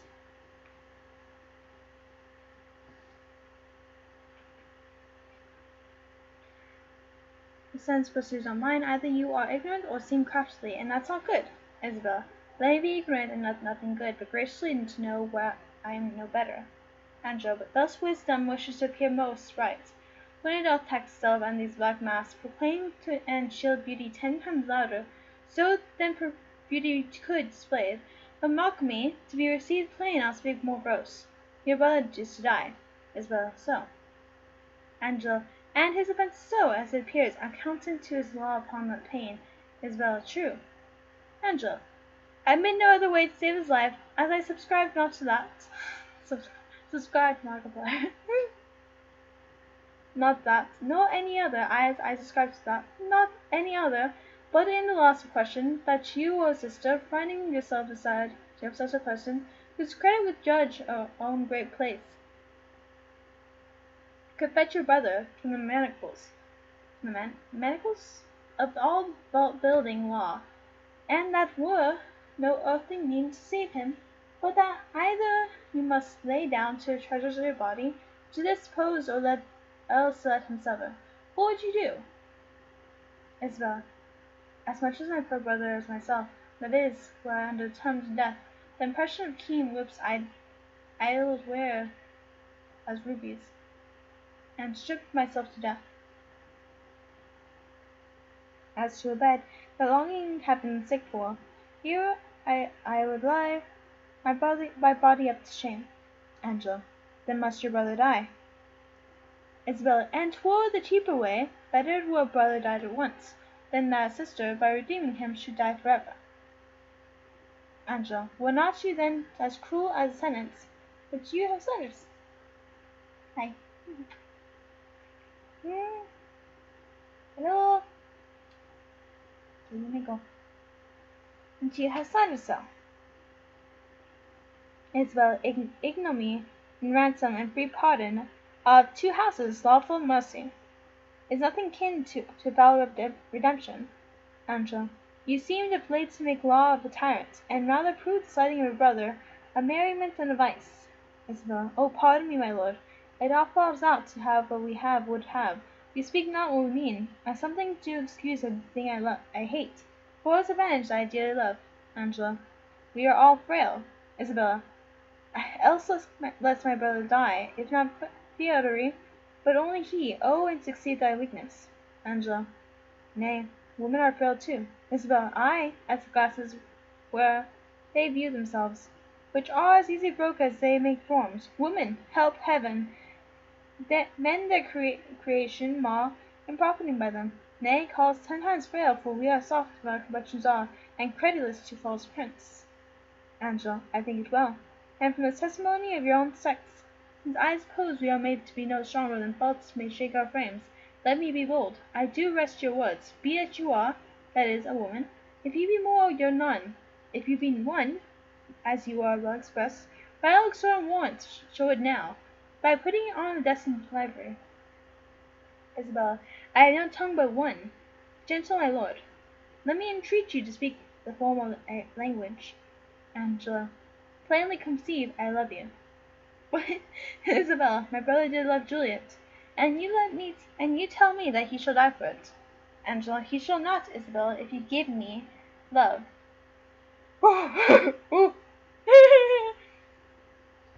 Isabella, I know your virtue hath a lice in it, which seems a little fouler than it is to pluck on others.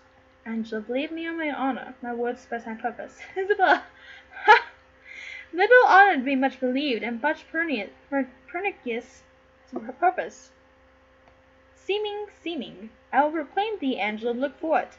Sign me a present pardon for my brother, or with an outstretched throat I'll tell the world aloud, what man thou art. Angela, who will believe that, thee, Isabel?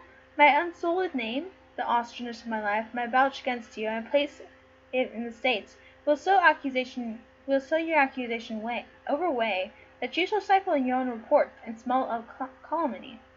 I have begun, and now I give my sensual race to reign. Bid thy consent to my sharp appetite.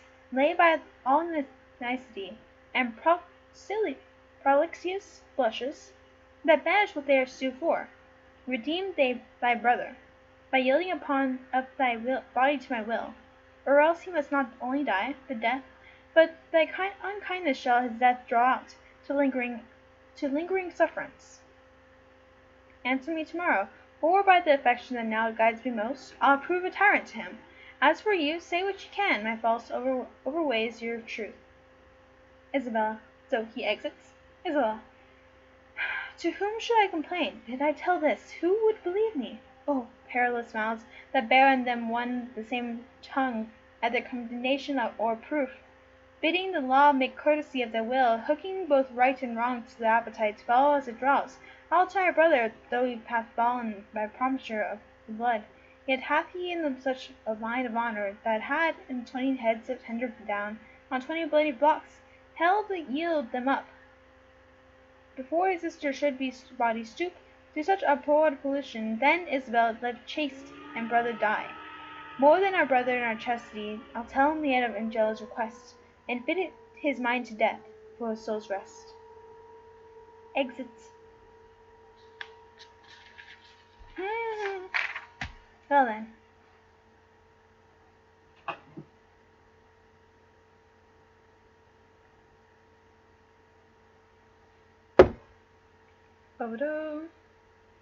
Act 3, Scene 1.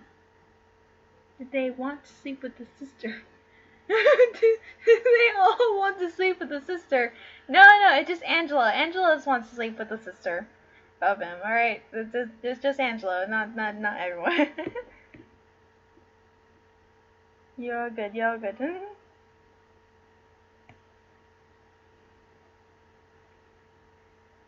Enter Duke disguised before Claudio and Provost. So this Angela really wants to sleep with the sister. Duke disguised before, as the free are, Claudio and Provost. Duke. So then you hope of pardon from Lord Angelo. Claudius. The miserable have no other medicine. Why do you keep calling Claudius? It's Claudio. It's just Claudio. It's not Claudius. It's Claudio. The miserable have no other medicine, but only hope. I have hope to live and prepared to die. Duke. Be absolute for death, either death or life. Shall thereby be the sweeter. Reason thus with life. If I do lose thee, I do lose a thing. But none of the fools would keep a breath thou art, servile to all the skeevy influences that dost his habitation, where thou keepest, hourly afflict, merely thou art as food. For him thou labourest thy flight to shun, and yet runnest toward him still. Thou art not noble, for all accommodation that thou bearest are nursed by baseness. Thou art by no means valiant, for thou dost fear the soft and tender fork of a woman. Thy best of rest is sleep, and that thou provokest, yet grossly fearest that thy death, which is no more, thou art not thyself. For thou exists on many thousand grains, that issue out of thus. Happy thou art not, for what thou hast not, still thou strivest to get, and what thou hast forgettest. Thou art not certain, for thy complexion shifts of strange effects. After the moon, if thou art be rich, thou art poor, for like an ass, for like a donkey, whose back with ingots bows, thou bearest the heady riches but a journey, and death unloads thee. Friend hast thou none, for thine own bowels, which do call thee sire, the mere effusion of thy proper loins, do curse the gout, surpigo, and the rheum, for the ending thee no sooner. Thou hast nor youth nor age, but as it were a natural dinner sleep, dreaming on both for all thy blessed youths become as age, and doth like the arms of palsied eld. And when thou art old and rich, thou hast neither heat, affection, limb, nor beauty to make riches pleasant. What's yet in this that bears the name of life? Yet in this life thy hid more thousands death, yet we fear that makes these odds all even. So not from you, Duke. Claudia. I humbly thank you to sue to live. I find I seek to die. Uh-oh.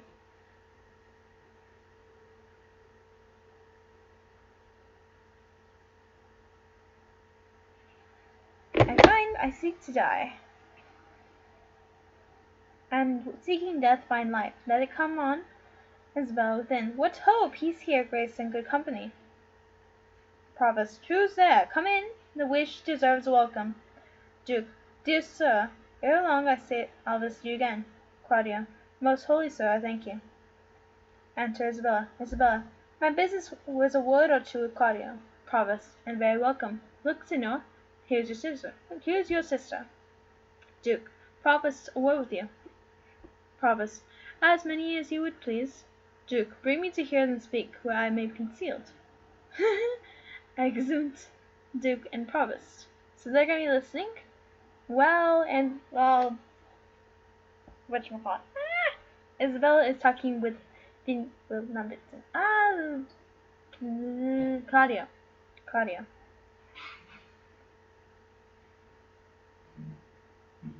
Claudia. Now, sister, what's comfort?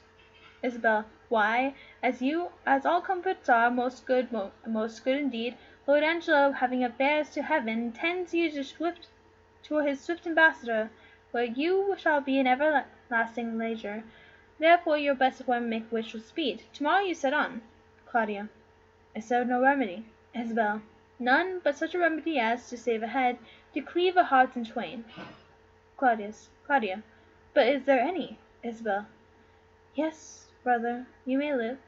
There is devilish mercy in the judge if you'll implore it, that will free your life. But fetter you till death. Which means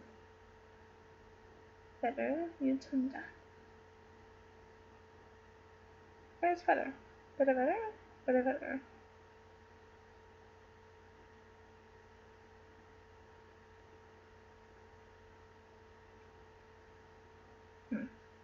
61, 62, 63, 64, 65, 66, 67, 68, 69, 70. Determined scope. Confined limits. What? Claudia. Perpetual durance. Isabella. I just the perpetual durance of strength, though all the world's vastity you had to a determined scope. So, confined limits. Claudia. But what in nature? Isabella. And such as one, your consenting to it, will balk your honor from that trunk you bear, and leave you naked. Claudia. Let me know the point. Isabel. I do fear thee, Claudio, and I quake lest thou feverous life shouldst entertain in 6 or 7 winters more respect than a perpetual honor. Darest thou die? The sense of death is most in apprehension, and the poor beetle that we tread upon, in corporal sufferance, finds the pang as great as when a giant dies. Claudia. Why give me to such shame? Think you I can resolution fetch? From flower of tenderness, if I must die, I will encounter darkness as a bride, and hug it in mine arms. Isabella. There spake up my brother. There my father's grave, did utter forth a voice. Yes, thou must die. Thou art too noble to conserve a life, in base appliances, his outward sainted deputy, whose settled visage and deliberate sword nips youth in the head, and follies doth in you. As falcon doth the fowl, as yet the devil. His bills within being cast as he appear a pond as deep as hell. Claudio. The Prince Angelo. Isabella. Oh, 'tis the cunning levery of hell, the damnedest body, to invest it covered in princely gauds. Dost thou think, Claudio, if I would yield him my virginity, thou mightest be freed? Claudio. Oh, heavens, it cannot be. Isabella. Yes, he would give it thee from this rank offence. So to offend him still, this night's the time that I should do what I abhor to name, or else thou diest tomorrow. Oh, Claudia. Thou shalt not do it. Isabella. Oh, were it but my life, I would throw it down for your deliverance as frankly as a pin. Claudio. Thanks, dear Isabel. Be ready, Claudio, for your death tomorrow. Claudia. Yes, Has he affections in him, and thus make him bite the law by the nose when he would force it? Sure it is no sin, or a deadly seven is least. Isabel. Which is least? Claudia. If it were damnable, he being so wise, why would he be for the momentary trick be pardonably divine? Oh, Isabel. Isabella. What says my brother? Claudia. Death is a fearful thing, Isabella, and shamed life a hateful. Claudia. Ay, but to die, and we know not where, to lie in cold obstruction to rot, the sensible warm motion to become a kneaded clod, the delighted spirit to bathe in fiery floods, or to reside in thrilling region of thick-ribbed ice, to be imprisoned in the viewless winds, and blown with a restless violence round about the pendent world, or to be worse than worse, of those that lawless and certain thoughts, imagine howling, 'tis too horrible, the weariest and most loathed worldly life, that age, ache, penury, and imprisonment can lay on nature as a paradise, to what we fear of death. Isabel. Alas, alas! Claudia. Sweet sister, let me live. What sin you do to save brother life? Nature dispenses with deeds so far that it becomes virtue. Isabella. Oh, you beast! Oh, faithless coward! Oh, dishonest wretch! Wilt thou be made a man of my vice? It is not the kind of incest to take the life from thine own sister's shame. What should I think? Heaven shield my mother played my father bear! For such warped slip of wilderness never issued from his blood. Take my defiance, die, perish! Might but my bending down reprieve thee from thy fate. If she proceed, I'll pray 1,000 prayers for thy death. No word to save thee. Claudia. Nay, hear me, Isabel. Isabel. Oh, fie, fie, fie! Thy sin's not accidental, but trade. Mercy to thee would reprove itself abroad. 'Tis best that thou diest quickly. Claudia. Oh, hear me, Isabella. Re-enter the Duke, who has been listening this whole time. Ha, ha. Duke. Vouchsafe a word, young sister, but one word. Isabella. What is your will? Duke. Might you dispense with your leisure, I would by and by have some speech with you. The satisfaction I would require it is likewise with your own benefits. Isabella. I have no superfluous leisure. My say must be stolen out of other affairs. But I will attend you while. Walks apart. Duke. Son, I have overheard what hath passed between you and your sister. Angelo had never the purpose to corrupt her.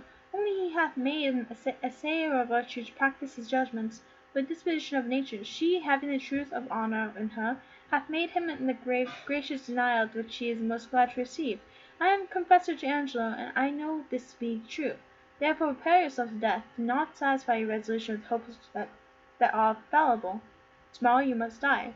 Go to your knees and make ready. Claudia.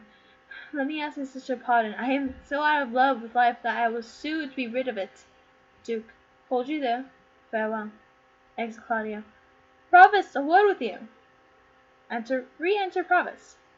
Provost. What is your will, father? Duke. That now you are come, you will be gone. Leave me a while with the maid. My mind promises with I have it no loss shall touch her by my company. Provost. In good time. Exit Provost. Isabella comes forward. Duke. The hand that hath made you fair hath made you good. The goodness that is chief in beauty makes beauty brief in goodness. But grace, being the soul of your complexion, shall keep the body of it fair, ever fair. The salt that Angelo hath made to you fortune hath conveyed to my understanding, and but that frailty hath examples for his falling. I should wonder at Angelo. How will you do to content the substitute and save your brother? Isabella. I am now going to resolve him. I had rather my brother die by the law than my son should be unlawfully born. But oh, how much is the good Duke deceived in Angelo! If ever he return and I can speak to him, I will open my lips in vain, or discover his government. Duke. That shall not be much amiss. Yet as the matter now stands, he will avoid your accusation. He made trial of you only. Therefore fasten your ears of my advisings. To the love I have in doing good, a remedy presents itself. I do make myself believe that you may most righteously do a poor wronged lady a merited benefit. Redeem your brother for the angry law. Do not stain to your own a gracious person, and much please the absent Duke, if a peradventure he shall ever return to having hearing of his business. Isabella. Let me hear you speak farther. I have spirit to do anything that appears not foul in the truth of my spirit. Duke. Virtue is bold, and goodness is never fearful. Have you not heard me speak Marina, the sister of Frederick, the great soldier, who miscarried at sea? Isabella. I have heard of the lady, and good words went to the name. Duke. She should this Angela have married, was affianced to her by oath, and with nuptial was affianced to her by oath, and with nuptial appointed, between which time the contract and limited of solemnity, her brother Frederick was wrecked at sea, having in that parish vessel the dowry of sister. But mark how heavily this befell to the poor gentlewoman. There she lost a noble and renowned brother, in his love toward her, ever most kind and natural with him, the portion of sinew in her fortune, her marriage dowry, with both her covenant husband, this well-seeming Angelo. Isabella. Can this be so? Did Angelo so leave her? Duke. Left her in her tears, and dried not one with them his comfort, swallowed his vows whole, pertaining to her discoveries of dishonour, and few bestowed with her on her own lamentation, which she yet swears for his sake, and he immoral with her tears is washed with them, but relents not. Isabel. What a merit were it in the death to make his poor maid from the world, what corruption of his life that it will let this man live! But how this can she avail? Duke. It is rupture that you may easily heal, and the cure of it not only saves your brother, but keeps you from dishonor in doing it. Isabel. Show me how, good father. Duke. This forenamed maid hath yet in her continuance of her first affection, her hastened just kindness, that in all reason should have quenched her love, hath like an impediment in the current made it more violent unruly. Go you to Angelo, answer his requirement with a plausible obedience, agree to his demands for his points, only refer to yourself to this advantage. First, that your stay with him may not be long, at the time you may have all the shadow and silence in it, and the place to answer to convenience. This being granted in the course, and now follows all, we shall advise this wrong maid to stead up your employment. Go in your place. If the encounter acknowledge itself hereafter, it may compel him to her recompense, and here by this is your brother saved, your honor untainted, the poor brother saved, the poor Marina advantaged, and the corruptibility scaled. The maid will I frame and make fit for his attempt. If you think well to carry this as you may, the doubleness of your benefit defends the seat from reproof. What think you of it? Isabel. The image of it gives me content already, and I trust it will grow a most prosperous perfection. Duke. It lies in your holding up. It lies much in your holding up. Haste you speedily to Angelo, for if this night he entreat you to his bed, give him promise of satisfaction. I will presently to St. Luke's. Therefore, there at the moated grange resides dejected Marina. At that place call upon me, and dispatch with Angelo, that it may be quickly. Isabella. I thank you for his comfort. Very well, good father. Exit severally. Exeunt. So, yeah, they're planning to trick him. They're planning to trick Angelo. And give him Marina instead, who is betrothed to Angelo. What? Oh boy, Angelo, you have a betrothed, mind you. And you're trying to get with, oh, you sly dog. Scene 2. So Act 3, Scene 2, right? I think so. Yeah, Act 3, Scene 2. The street before the prison. Enter on one side Duke disguised as before, on the other, Elbow and officers with Pompey. Elbow. Nay, if there be no remedy of it, but that you will needs buy a sell man and woman like beasts, we shall have all the world drink brown and white bastard. Duke. Oh heavens, what stuff is here? Pompey. 'Twas never merry word since up to on Shuries, the merriest was put down, the worst also allowed by order of law furred gown to keep him warm, and brought flocks and lambskins to signify the craft being richer than innocency stands for the facing. Elbow, call me away, sir. Bless you, good brother Freer. Duke, and you, good brother father. What offence hath this man made you, sir? Elbow, marry, sir, he hath offended the law, and sir, we take upon him to be a thief too, sir. For we have found upon him, sir, a strange picklock, which we have sent to the deputy. A strange picklock. Elbow, marry, sir, he hath offended the law. Duke, fie, sirrah, bawd and wicked bawd. The devil thou hast caused to be done, that is thy means to live. Do thou but think what 'tis to cram a maul or cloth of black. From such a filthy vice, say to thyself from abominable and beastly touches, I drink, I eat, array myself, and live. Canst thou believe thy living is a life, so stinkingly offending? Go mend, go mend. Pompey, indeed does stink in some sort, sir. But yet, sir, I will prove, Duke, nay, if the devil have been given thee proofs for the sins, thou wilt prove this. Take him to prison, officer. Correction and instruction must both work ere this rude base will profit. Elbow, he must before the deputy, sir. He has given him warning. The deputy cannot abide the whoremaster. If he be a whoremonger and comes before him, he will as good go a mile on his errand. Duke, that if we were all, as some would seem to be, from our faults from seeming free. Elbow, his neck will come to your waist, a cord, sir. Pompey, I spy comfort, I cry bail. Here's a gentleman a friend of mine. Enter Lucio. Lucio, how now, noble Pompey, what at the heels of Caesar? Art thou led in triumph? What is there none of Pygmalion's image's newly made woman to be had now for putting the hand in the pocket and tracting into clutch? What reply, ha? What sayest thou to sheer matter of method? Is not drowned in the vast rain, ha? What sayest thou, Trot? Is the word as it was, man? Which is the way? Is it sad and few words, or how? The trick of it. Duke, still thus, then thus, so worse. Lucio, how doth my dear morsel thy mistress? Procure still she still, ha? Pompey, troth, sir, she hath eaten up all her beef, and she is herself in the tub. Lucio, why, 'tis good in the right of it. It must be so. Ever your fresh, and your powdered broad, and unshameful consequence, it must be so. Art going to prison, Pompey?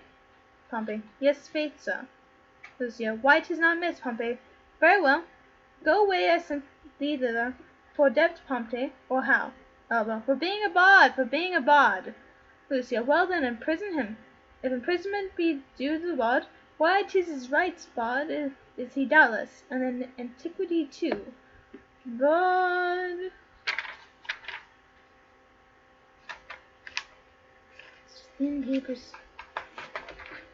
Bawd-born. Farewell, good Pompey. Commend me to the prison, Pompey. You will turn good husband now, Pompey. You will keep the house. Pompey, I hope so. Your good worship will be my bail. Lucio, no, indeed will I not, Pompey.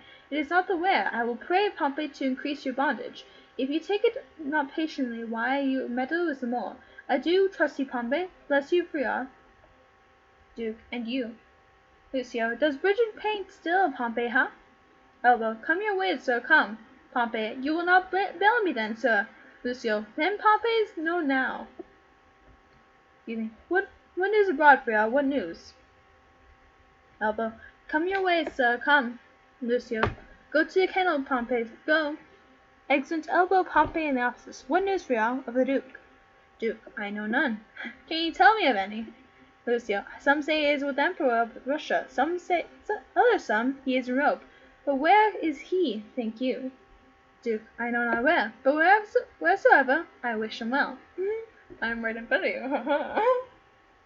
Lucio, it was a mad fantastical trick of him to steal from the state and usurp the beggary he was never born to. Lord Angelo's dukes it well with his absence. He put transgressions into it. Duke. He does well in't. Lucio. A little more lenity in lechery would do no harm in him. Something to be too crabbed that way for your Duke. It is general advice that severity must cure it. Lucio. Yes, in good sooth, advice is of a great kindred. It is well allied, but it is impossible to extirp it quite, for you are till eating and drinking be put down. They say this Angela was not made by man and woman after this downright way of creation. Is it true, you think you? Duke. How should he be made then? Lucio. Some report a sea maid spawned him. Some that he was begot between two stockfishes, but it is certain that when he makes water, his urine is congealed ice. That I know to be true, and he is motion generative, that's infallible. Duke. You are pleasant, sir, and speak apace. Lucio.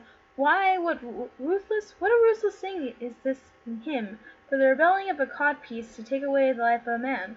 Would the Duke that is absent have done this? Here would have be hanged a man for the getting 100 bastards. He would have nothing for the nursing 1,000. He had some feeling of sport. He knew service, and that instructed him to mercy. Duke. I never heard the absent Duke much detected for women. But he was not inclined that way. Lucio. Oh, sir, you are deceived. Duke. 'Tis not possible. Lucio. Who, not the Duke? Yes, your beggar of 50, and his use was to put a ducat in her cracked dish. The Duke had crotches in him. He would be drunk too. Let me inform you. Duke. You do him wrong, surely. Lucio. Sir, I was an inward of his. A shy fellow was the Duke, and I believe I know the cause of his drawing. Duke. What, I prithee, might be the cause? Lucio. No, pardon. His secret must be locked within teeth and lips, but this I can let you understand.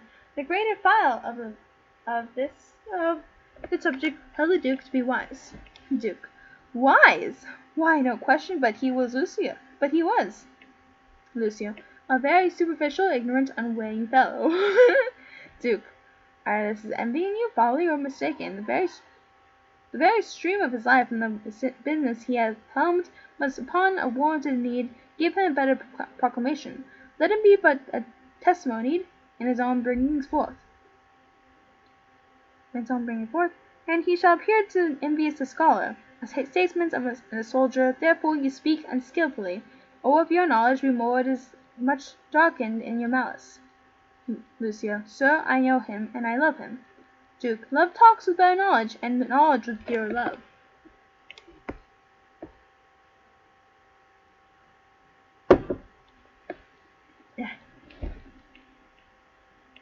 Lucio. Come, sir, I know what I know. Duke. I can hardly believe that, since you know not what you speak. But if ever the Duke return, as I prayers he may, let me desire you to make answer before him. If it be honest you have spoke, you have the courage to maintain it.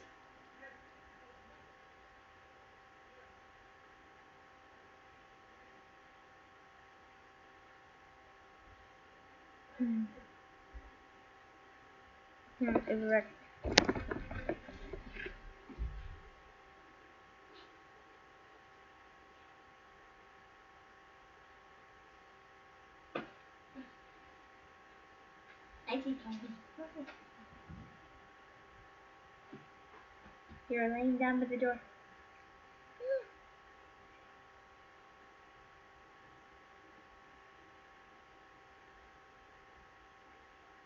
Lucio. Sir, I know him, and I love him. Dear love. Come, sir, I know. Duke. I can hardly believe that, since you know not what you speak. But if ever the Duke returns of hers he may, let me desire you to make your answer before him. If it be honest to you, you have spoke, you have courage to maintain it. I am bound to call upon you, and I pray you, your name? Lucio. Sir, my name is Lucio, well known to the Duke. Duke. He shall know you better, sir, if I may live to report you. Lucio. I fear you not. Duke. Oh, you hope the Duke will return no more. Oh, you imagine me to truffle opposite. But indeed I can do you little harm. He'll forswear this again. Lucio. I'll be hanged first. Thou art.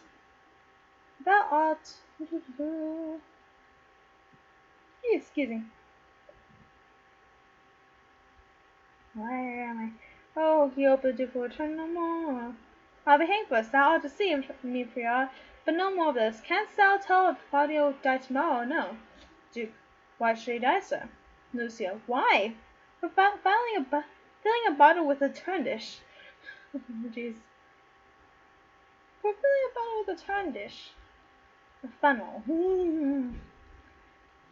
The Duke we talk will return again. This ungentured agent will unpeople the province with contingency. Barrows must not build their house ease because they are lecherous. The Duke yet would have dark deeds, darkly answered. He would never bring them to light. Pause the thing, get over here. Okay, give me a second. Preferably now. Huh? Your dog just pissed everywhere. Well then. Why is she out? Don't take care of it. Why is she out? Don't take care of it. Be right back. No, finish this. I said be right back. I'll be back.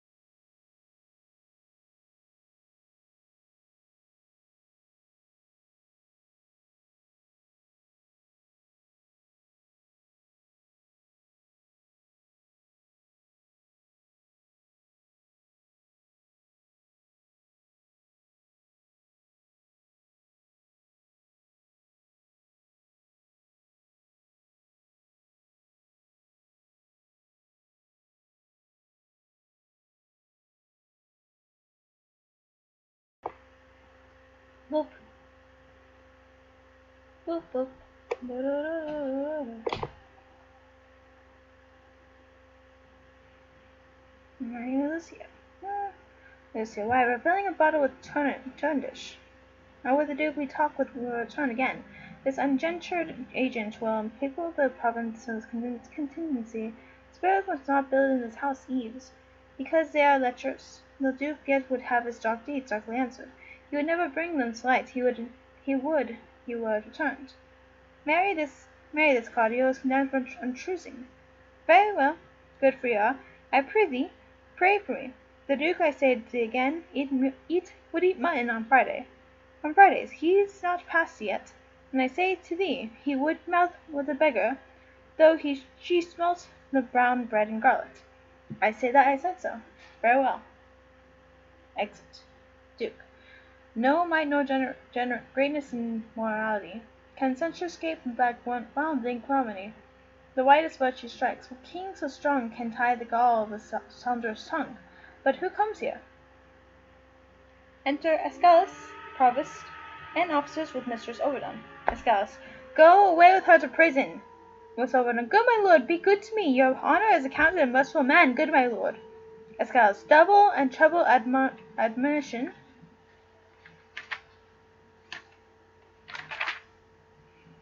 Still forfeit the same kind. This would make mercy swear and pray the tyrant. Provost. A bard of 11 years continuous, may it please your honor.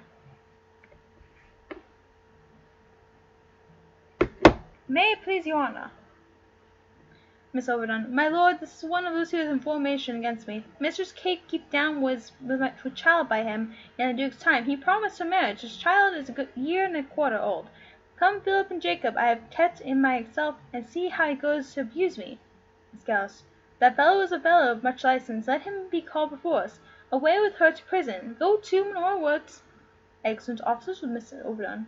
Provost, my brother, Angelo, will not be altered. Claudio must die tomorrow. Let him be furnished with divines and all charitable preparation. If my brother brought by pity, it should be so with him. Provost. So please you, this rob hath been with him. Advise for the entertainment of death. Escalus. Good, even good father. Duke. Bliss and goodness on you.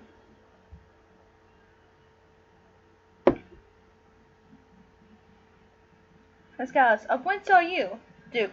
Not of this country, though my chance is now. To use of it for a time. I am a brother of the gracious order. Late come from the sea in special business of his holiness. Escalus. What news aboard in the world? Duke. None, but there is so great a fever on goodness, that dissolution of it may cure of it. Novelty is only a request, and it is as dangerous to be aged in any kind of course, as it is virtuous to be constant in any undertaking. There is Scots truth enough alive to make societies secure, but security enough to make fellowships curious.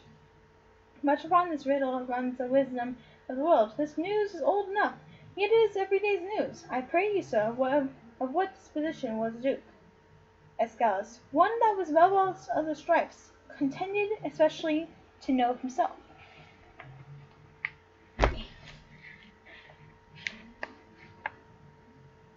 Duke. What pleasure was he given to? Escalus. Rather rejoicing to see another marry than marry to anything which professed to make. Him rejoice, gentlemen of all temperance, but leave him to his events, of the prayer they may prove prosperous. And let me desire to know how you find Claudio repaired. I am made to understand you have lent him visitation. Duke. He professes to have received no sinister measure from his judge, but most willingly humbles himself to determination and justice. Yet he frames to himself, by his instruction of frailty, many deceiving promises of life, which I by my good leisure have discredited to him, and now is resolved to die. Escalus. You have paid the heavens your function, and prisoner and very depth of your calling. I labored for the poor gentleman to extreme store of my modesty, but my brother justice have I found so severe that he has forced me to tell him he is indeed justice. Duke. If his own life answered the straightness of its proceedings, it shall become and well. Wherein if he chance to fail, he hath sentenced himself. Escalus. I am going to visit the prisoner. Very well. Duke. Peace be with you. Exit Scalus and Provost. He who with the sword of heaven will bear, should be as holy as severe, pattern himself to know grace and stand, doth she go, more nor less to others paying, than by self-fences weighing, shame to him whose cruel strikings, kill for faults of his own liking. Twice treble, shame on Angela, to weed my vice to let us grow. Oh, what may man's within his hide, though angel on the outward side, how many likenesses made in crimes, making practice of the times to draw the idle spider's strings, most ponderous and substantial things I craft against the vice, I must apply with Angela tonight, shall lie with his all betrothed, but despised. So disguise shall, by the skies, pay with the falsehood of false exacting, and perform in all contracting. Act 4, Scene 1. The moated grange at St. Luke's. Enter Marina and the boy. So Marina is his old betrothed.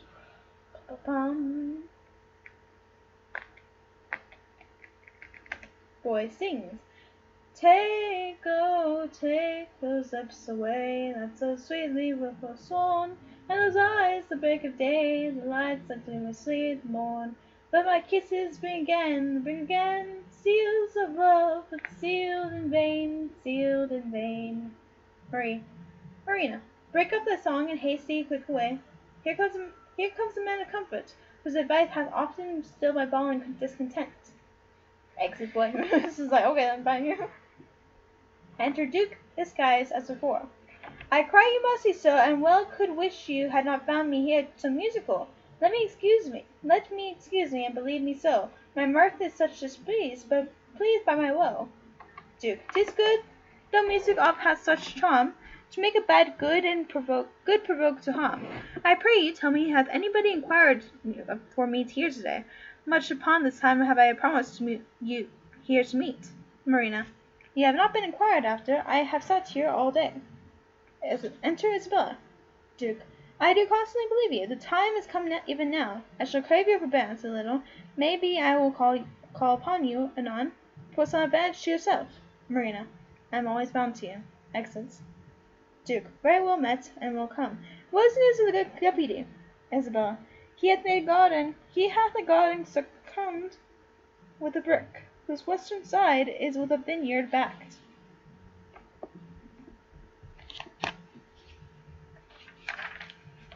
Problem 727. And to that vineyard is a planched gate, and that makes opening with the bigger key. This other doth command a little door, from the vineyard of the garden leads. Then there I have made a promise upon the heavy middle of the night to call upon you. Duke.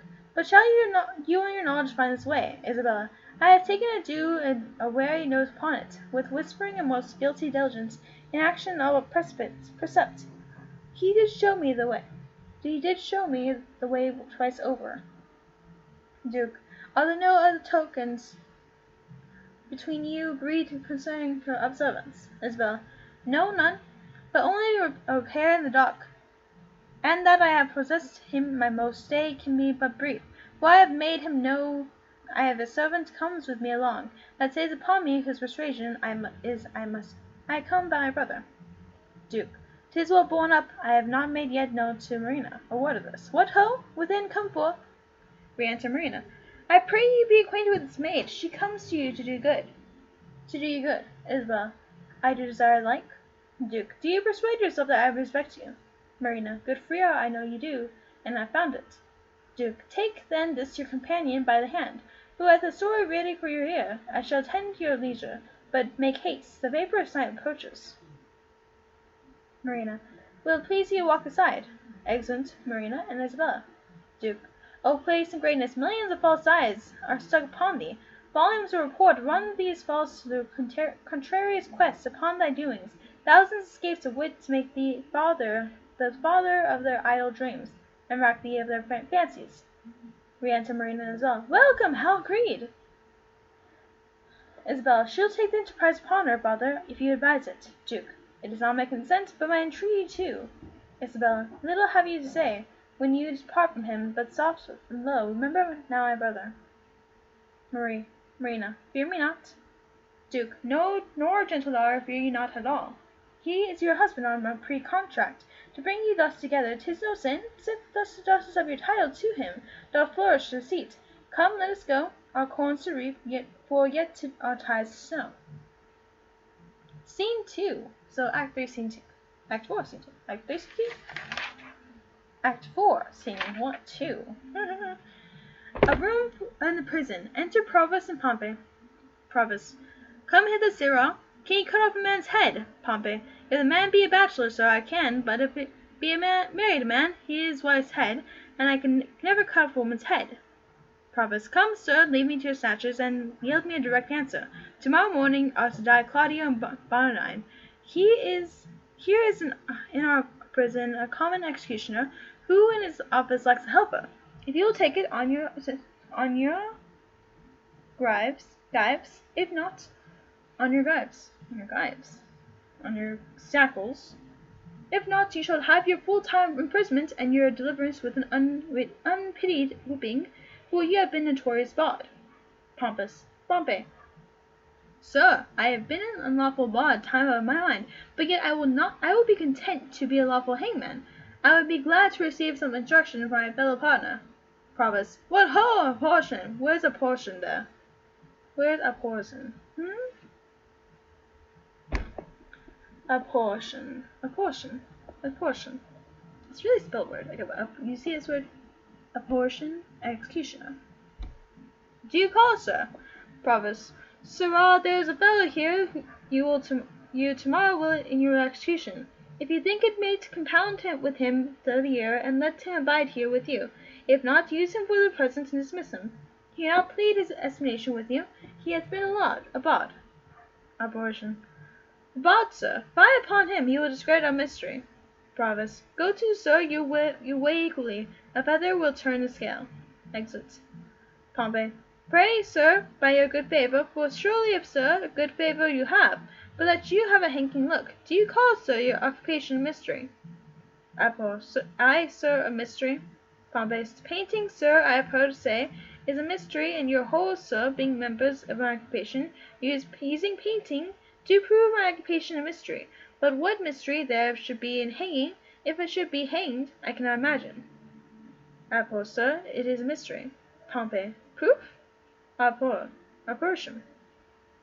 Every true man's apparel fits your thief. If it be too little for your thief, your true man thinks it big enough. If it be too big for your thief thief thinks it be little enough. So every time true man's apparel fits your thief. Ran to Provost. Provost. Are you agreed? Pompey. Sir, I will serve him, for I do find your hangman is a more penitent trade than your bawd. He doth have oftener ask forgiveness. Provost. You, sirrah, provide your block and your axe tomorrow 4 o'clock. Abortion. Come on, bawd, I will instruct thee my trade to follow. Pompey. I do desire to learn, sir, and I hope if you have occasion to use me in your own turn, you shall find me ere. For truly, sir, your kindness I owe you a good turn. Provost. Call hither Bonanide and Claudia. Excellent. Pompey. Abortion. The one that has my pity, not a jot in the other, being a murderer, though he were my brother. Exit. Enter Claudia. Calls in his eye Claudia. Nice. Look, here's a warrant, Claudio, for by death. 'Tis now midnight, dead midnight, and by 8 tomorrow thou must be made immortal. Where's Bonanide? Bonanine. Claudia. As fast locked up in his sleep, his guiltless slaver. When it lies darkly in the traveller's bones, he will not awake. Provost. What can I do good on him? Well, go prepare yourself. Knocking within. But hark, what noise? Heaven give your spirits comfort. Exit Claudia. By and by, I hope it is some pardon or reprieve for the most gentle Claudia. Enter Duke, disguised as before. Welcome, father. Duke. The best and wholesomest spirits of the night. Envelop you, good Provost. Who called here of late? Provost. None, since the curfew rung. Duke. Not Isabel? Provost. No. Duke. They will, then. It'll be long. Provost, what comfort is this for Claudio? Duke, there is some hope. Provost, it is bitter deputy. Duke, not so, not so. His life is paralleled, even with the stroke of a line of its great justice. He thoughts with holy opposites subdue that himself which he spurs on his power to qualify in others, which he mailed with that which he corrects. Then when were he tyrannous? But this being so, he's just. Knocking within. Now are they come. Exit Provost. This is a gentle Provost, seldom when the steeled galore is a friend of men. Knocking within. How now? What noise? That spirits possessed with haste, that wounds the unsisting postern with these strokes. Re-enter Provost. Provost, there he must stay until officer arrives to let him in. He is called up. Duke, have you no counter made for Claudio yet? But he must die tomorrow. Provost, none, sir, none. Duke, as near as dawning Provost as it is, you shall hear more ere morning. Provost, happily. You something to know, yet I believe there comes no countermade, and no such example have we. Besides, upon the very siege justice, Lord Angelo hath to be public ear, professed the contrary. Enter messenger. This is the lordship's man, Duke, and here comes Claudio's pardon. Messenger, giving a paper. My lord hath sent you his note, and by me is further charge that ye swerve not the smallest article of it, neither in time or matter or the circumstance. Good morrow, for, as I take it, is almost day. Provost, I shall obey him. Exit messenger. Duke, aside. This is his pardon, purchased by such sin, for which the pardon himself is in. Hence hath offence his quick celery, when it is born in high authority, when vice makes mercy so intended, that the false love is offended. Now, sir, what news? Provost, I told you, Lord Angelo belike, thinking that me remiss in mine office, awakens me with this unwonted putting on. Methinks strangely, for he hath not used it before. Duke, pray you, let's hear.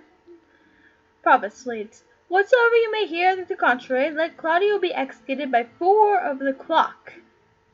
And in the afternoon, bar 9, for my better satisfaction, let me have Claudio's head sent me by 5.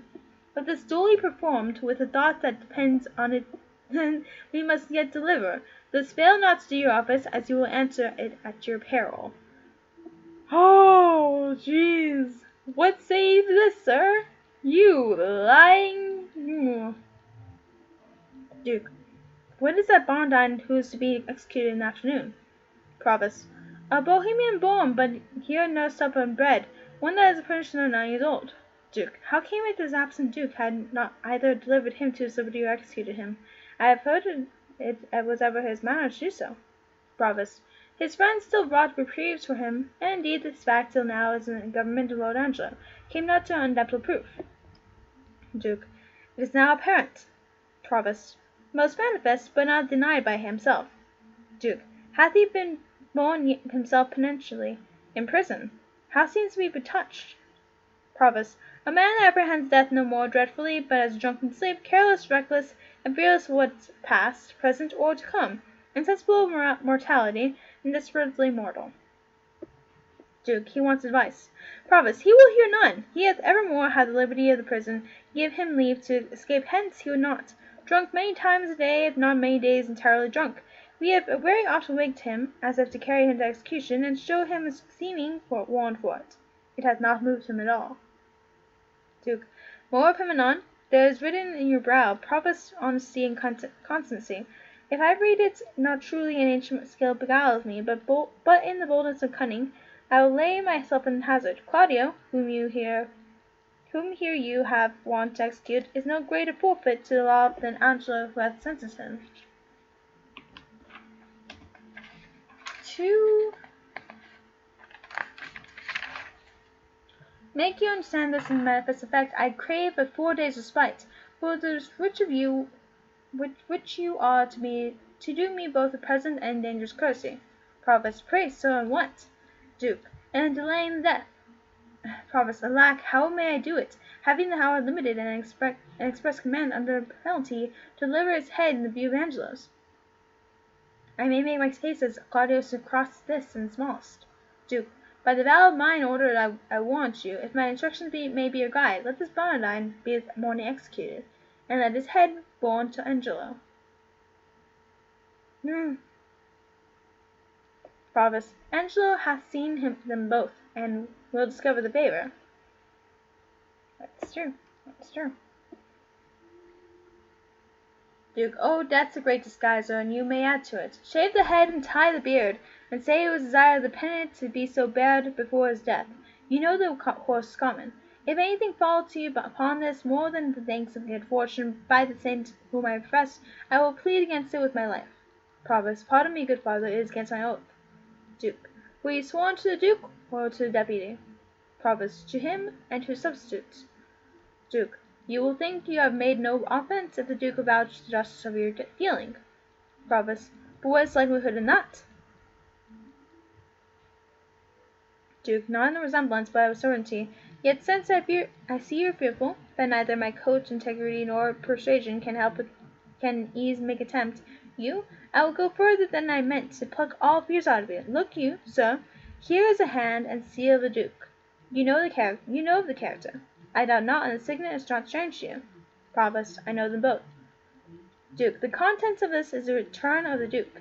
You shall anon overread it at your pleasure, where you shall find within these 2 days he will be here. There is a thing that Angelo knows not, for he is the very day receives letters of the strange signor, perchance of the Duke's death, perchance entering some monastery. But by chance nothing of it is writ. Look, the unfolding stars call upon the shepherd. Put not yourself in amazement how these things should be. All difficulties are but easy when they are known. Call your executioner and off the Barnardine's head. I will give him present shrift and advise him for a better place. Yet you are amazed, but shall absolutely resolve you. Come away. It is almost clear dawn. Bum, bum, bum. I have many pages to go. I have this photo.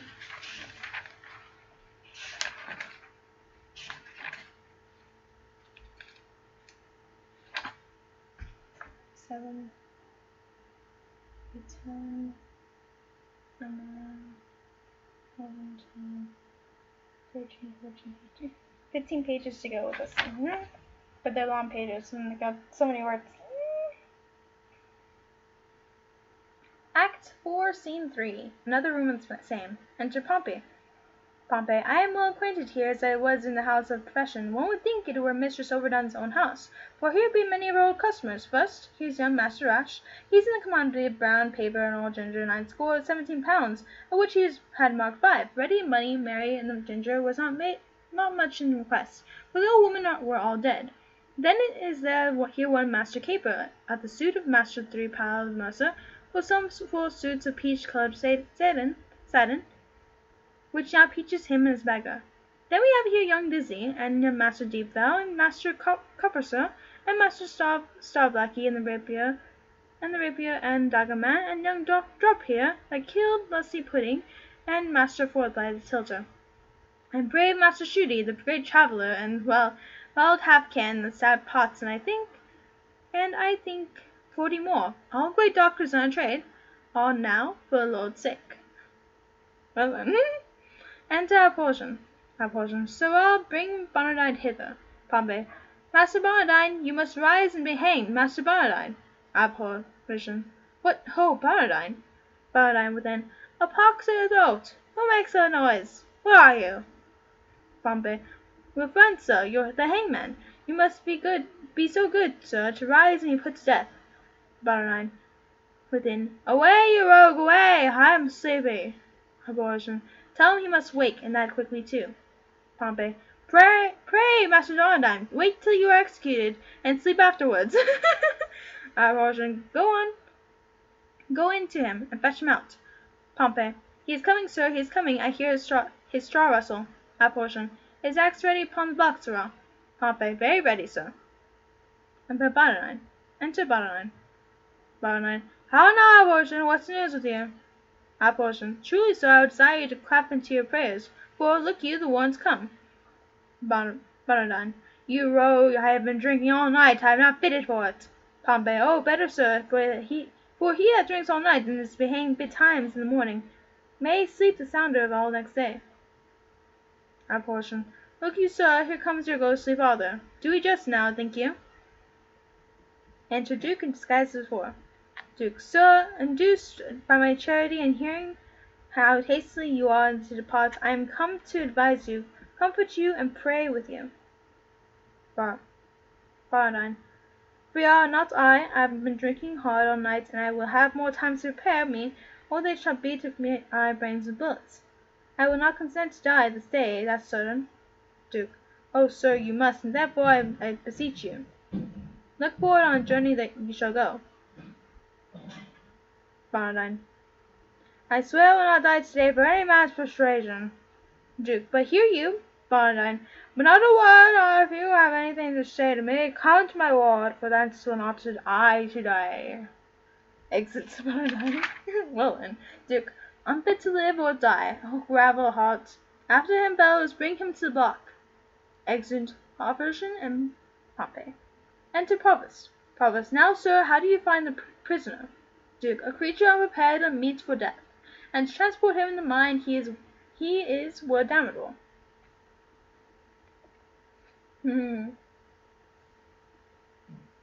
Provost. Here in the prison, father, there died in this morning of a cruel fever one Ragozine, a most notorious pirate, a man of Claudio's years, his beard and head just of his color. What if we do omit this reprobate till he were well inclined, and satisfy the deputy with his visage of Ragozine, more like Claudia? Duke. Oh, 'tis an accident that heaven provides. Dispatch it presently. The hour dawns, draws to fix Angelo. See this be done, and sent according to the commands, whiles I persuade the druid wretch willingly to die. Provost. This shall be done, good father, presently. But Barnardine must die this afternoon, and how shall we contain Claudio, to save me from the danger that might come if he were known alive? Duke. Let this be done. Put them in secret holds, both Barnardine and Claudio. Ere twice the sun hath made its journal greeting, to the under generation you shall find your safety manifested. Provost. I am your free dependent. Duke. Quick dispatch, and send the head to Angelo. Exit Provost. Now will I write the letters to Angelo, the Provost. He shall bear them, whose content shall witness to him I am near at home, and that by great injunctions I am bound to enter publicly. Him I will desire to meet me at the consecrated fount, a league below the city, and from thence by cold gradation and well-balanced form we shall proceed with Angelo. Re-enter Provost. Provost. Here is the thread, here is the head, I'll carry it myself. Duke. Convenient is it, make it a swift return, for I would commune with you of such things that want no ear but yours. Provost. I'll make all speed. Exit. Isabel. Within. Peace, ho, be here. Duke. The tongue of Isabel, she comes to know, if yet her brother's pardon can be come hither, but I will keep her ignorant of it for her good, to make her heavenly comforts of despair when it is less expected. Enter Isabella. Isabella. Oh, by your leave, Duke. Good morning to you, fair and gracious daughter. Isabella. The better given me by so holy a man. Hath yet the deputy signed my brother's pardon? Duke. He hath released him, Isabel, from the world. His head is off and sent to Angelo. Isabel. Nay, but it is not so. Duke. It is no other. Show your wisdom, daughter. It is your patience. Isabel. Oh, I will tell him, pluck out his eyes. Duke. You shall not be admitted to his sights. Isabel. Unhappy Claudio, wretched Isabel. Injurious world, no damned Angelo. Duke. This nor hurts him nor your profits is dropped. Forbear it therefore, give your cause to heaven. Mark what I say, which you shall find every syllable of faithful verity. The Duke comes home tomorrow. Nay, dry your eyes. One of your convent, his confessor, gives me this instance already he hath carried. Notice Excelus and Angelo, who do prepare to meet him at the gates, there to give up their power, if he can pace your wisdom in that good path as I wish ye go, and ye shall have your bosom and this wretch. Grace of the Duke revenges to your hearts, and general's honour. Isabella. I am directed by you. Duke. This letter, then, to Friar Peter give, 'tis that he sent me of the Duke's return. say by this token, I desire his company at Marian's house tonight. For cause and yours, I'll perfect him with all, and he shall bring you before the Duke, and to the head of Angelo, accuse him home. But for my poor self, I am confined by a sacred vow, and shall be absent. When you with this letter command the spreading waters from your eyes, with all light heart trust not my holy order, if I pervert your course. Who's here? Lucio. And enter Lucio. Lucio. Good even. Briar, where is the provost? Duke. Nothing, sir. Lucio. Oh, pretty Isabella, I am pale at my heart to see thine eyes so red. Thou must be patient. I am fain to die and sup with water and brain. I dare not to make my head fill my belly, for of one fruitful meal would set me to it. But they say a duke will be a smile. By my troth, Isabella, I beloved thy brother. If the old fantastical Duke of the Dark Horse had been at home, he had lived. Exit Isabella. Duke. Sir, the Duke is marvellous, but little beholding to your reports. But the best is, he lives not in them. Lucio. Friar, thou knowest not the Duke so well as I do. He is a better woodman than thou takest for. Duke. Well, you'll answer this one day. Very well. Lucio. Nay, tarry, I'll go along with thee. I can tell thee pretty tales of the Duke. Duke. He hath told me too many of him.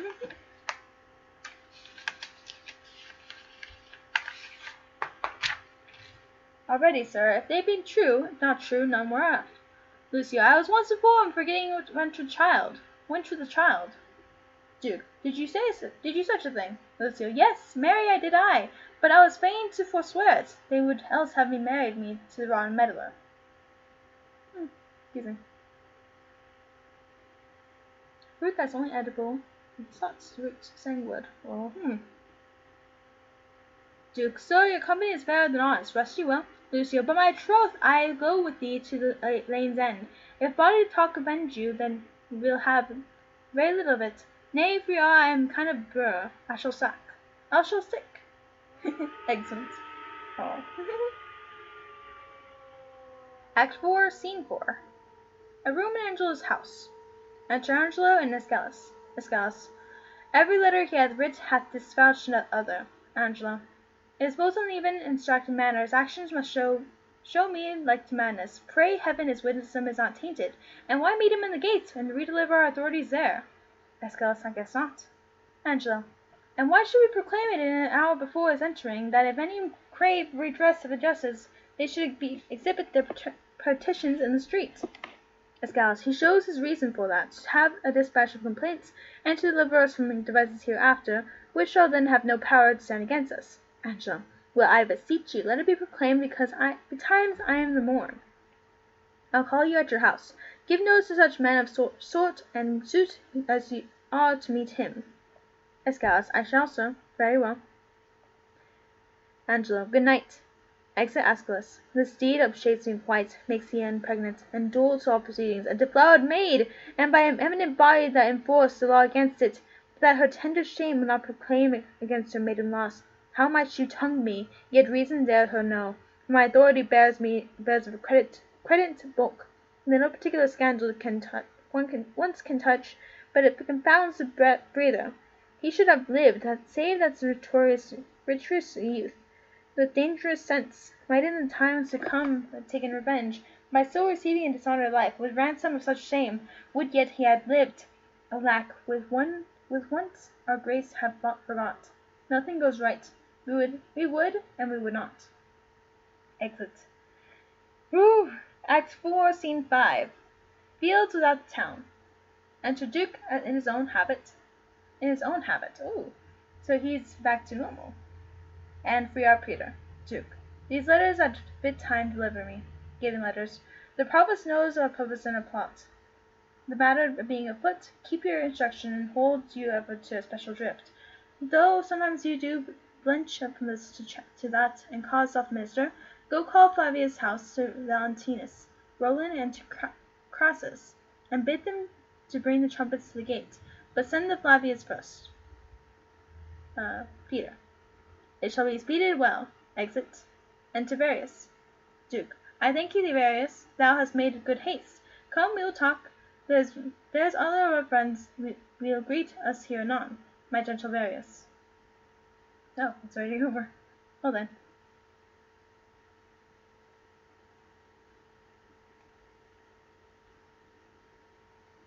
Act 4, Scene 6.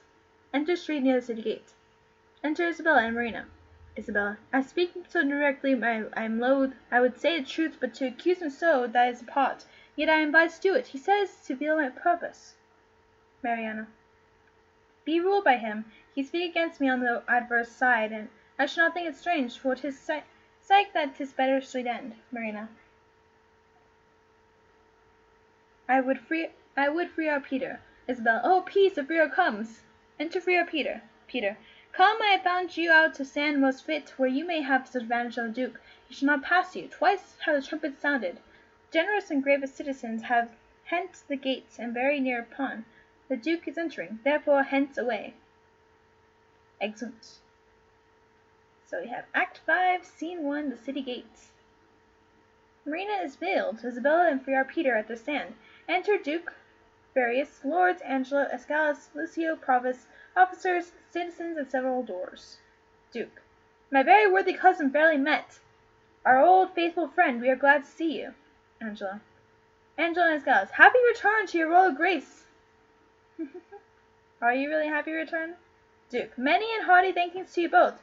We have made such inquiry of you, and we hear such goodness in your justice, that our soul cannot but yield you forth of our public thanks. Foregunning more requital. Angelo. You may make bonds still greater. Duke. Oh, your desert speaks loud, and I should wrong it. To lock it in the wards of your comfort bosom, when it deserves the characters of brass afforded residence against the tooth of time and razor oblivion. Give me your hand, and let the subjects see, to make them know thou were courtesies that would fain proclaim, favours that keep within. Come, Escalus.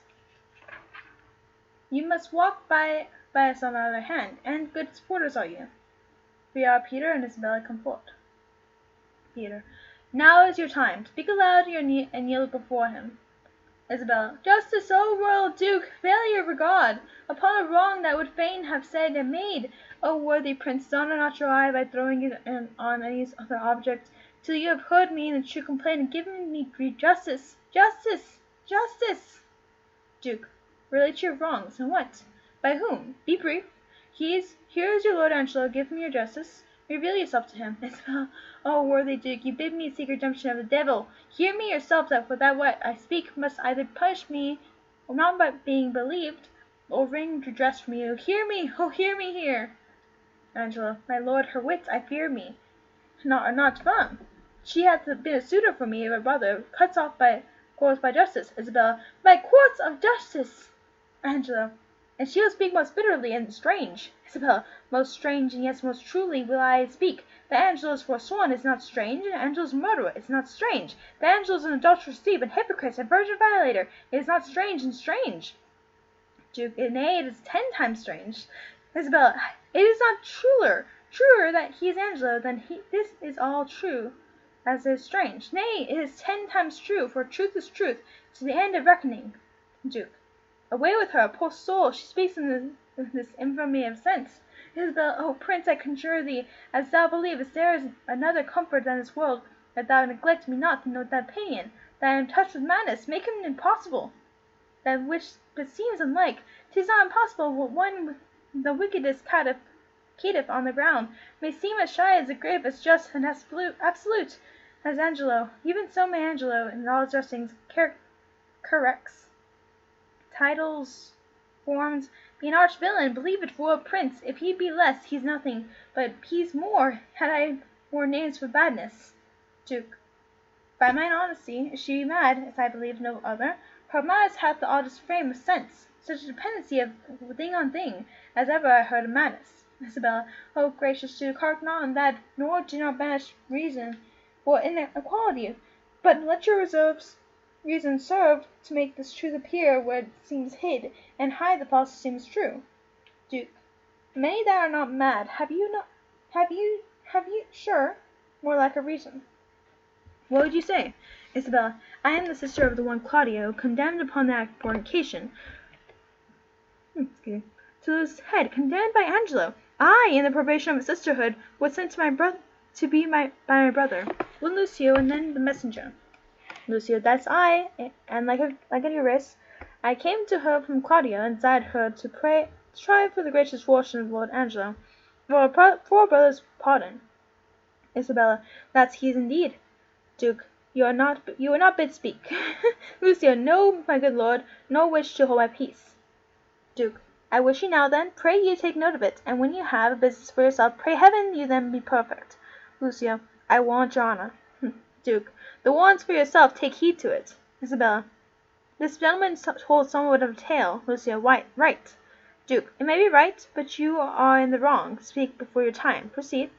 Isabella, I went to Pernicius Caitiff, deputy. Duke, that's somewhat madly spoken. Isabella, pardon it.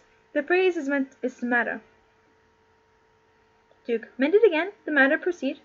Isabella, in brief, to set the needless process by, how I persuaded, how I prayed and kneeled, how I rebelled, hit me, how I replied, for this was much of a length, the vile conclusion I now begin to grieve with shame to utter. He would not but my gift of my chaste body to his concupiscible intemperate lust, release my brother, and, after much abatement, my sisterly remorse confused mine honour, and I did yield to him. But the next morning betimes, his purpose in stir fighting, he sends a warrant for my brother's head. Duke, this is most likely. Isabella, oh, that it were like as it true.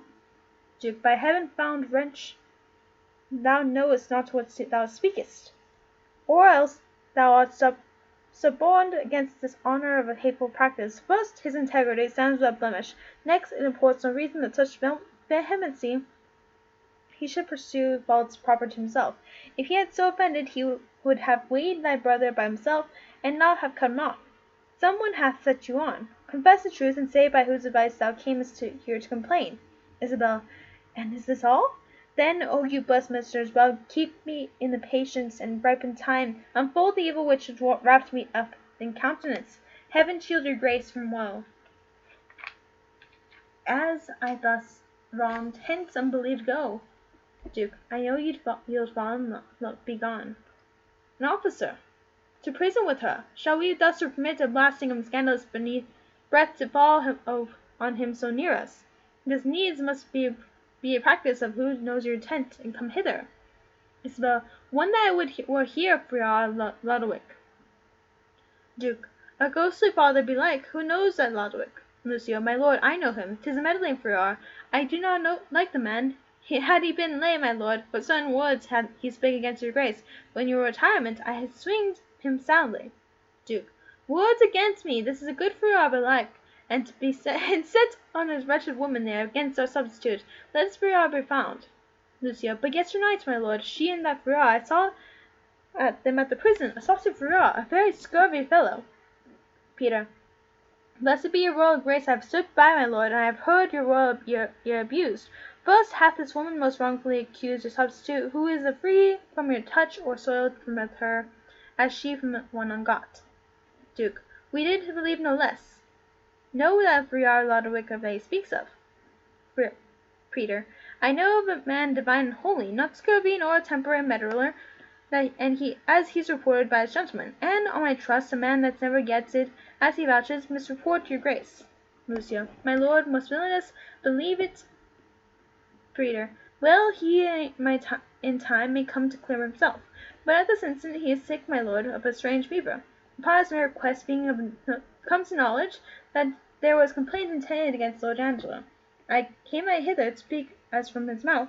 What he doth is true and false, and what he with his oath and all probation will make up full clear, wheresoever he's convented. First, for this one woman, to justify the worthy nobleman, so vulgarly personally accuse her shall you here disprove her eyes, till she herself confesses. Duke, good Friar, let's hear it. Isabella is carried off and guarded, and Marina comes forward. Do you not smile at this, Lord Angelo? Oh, heaven, the vanity of wretched fools! Give us some seats, cousin Angelo. In this I'll be impartial. Be your judge of your own cause. Is this witness Friar? First let her show her face, and after speak. Marina, pardon, my lord, I will not show my face, until my husband bid me. Duke, what, are you married? Marina, no, my lord. Duke, are you a maid? Marina, no, my lord. Duke. A widow, then. Marina. Neither, my lord. Duke. Why, you are nothing, then. Neither maid, widow, nor wife? Lucio. My lord, she may be a punk. For many of them are neither maid, nor widow, nor wife. A prostitute. Oof. Duke. Silence that fellow. I would he had some cause to prowl for himself. Lucio. Well, my lord. Marina. My lord, I do confess I was never married, and confess besides I am no maid. I have know my husband, yet my husband knows not that ever knew me. Lucio. He was drunk, my lord. I can be no better.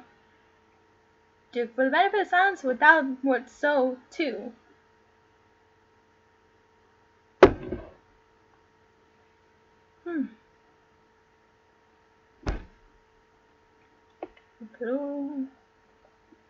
Lucio. Well, my lord. Duke. There is no witness to Lord Angelo, Marina. Now I come to it, my lord, that she that accuses him of fornication in the same self-same manner doth accuse my husband, and charges him, my lord, with such a time that I'll depose I had him in my arms, with all affected love. Angelo. Charges she more than me? Marina. Not that I know. Duke. No? You say your husband. Marina. Why, just my lord, that is Angelo, who thinks he knows that he never knew my body, but knows he thinks that he knows and spells. Angelo. This is a strange abuse. Let's see thy face. Marina. My husband bids me. Now I will unmask. Unmask! This is thy face, thou cruel Angelo, which once thou sworest was worth the looking on. This is the hand which thou vowed contract was fast beloved in thine, and this body that took away the match from Isabel, and did supply thee at thy garden house in her imagined person. Duke. Know you this woman, Lucio? Cardinally, she says. Duke. Sirrah, no more. Lucio. Enough, my lord. Angelo. My lord, I must confess I know this woman, and 5 years since there was some speech of marriage betwixt myself and her, which was broke off, partly for that her promise of portions came short of composition, but in chief for that her reputation was disvalued, in levity, since which time the 5 years I never spake with her, saw her, nor heard from her. Upon my faith and honour. Marina. Noble prince, as there comes light between heaven and words of breath, as there is sense of truth and truth of virtue, I am affianced this man's wife as strongly as words make of vows. And, my good lord, but Tuesday nights last gone in the garden's house, he knew me as a wife. Then this is virtue true, let me in safety raise from my knees. Or else forever be confixed here a marble monument. Angelo. I did but smile till now. Now, good my lord, give me the scope of justice. My patience here is touched. I do perceive these poor and fallen women are no more but instruments of some mightier member that sets them on. Let me have my way, my lord, to find this practice out. Duke. I with my heart, and punish them to hide your pleasure. Thou foolish Rod, and thou pernicious woman, compact with her that's gone, thinkest thou thy oaths, though they would swear down each particular saint, were testimonies against his worth and credit that sealed approbation. You, Lord Aeschylus, seal with my cousin, lend him your kind pains to find this abuse, whence it is derived. There is another Friard that sent them on, let him be sent for. Peter.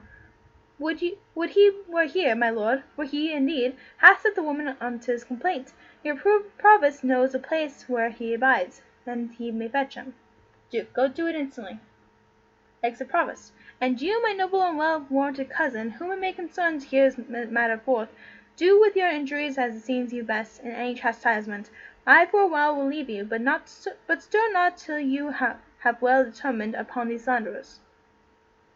Aeschylus, my lord, will do it thoroughly. Exit Duke.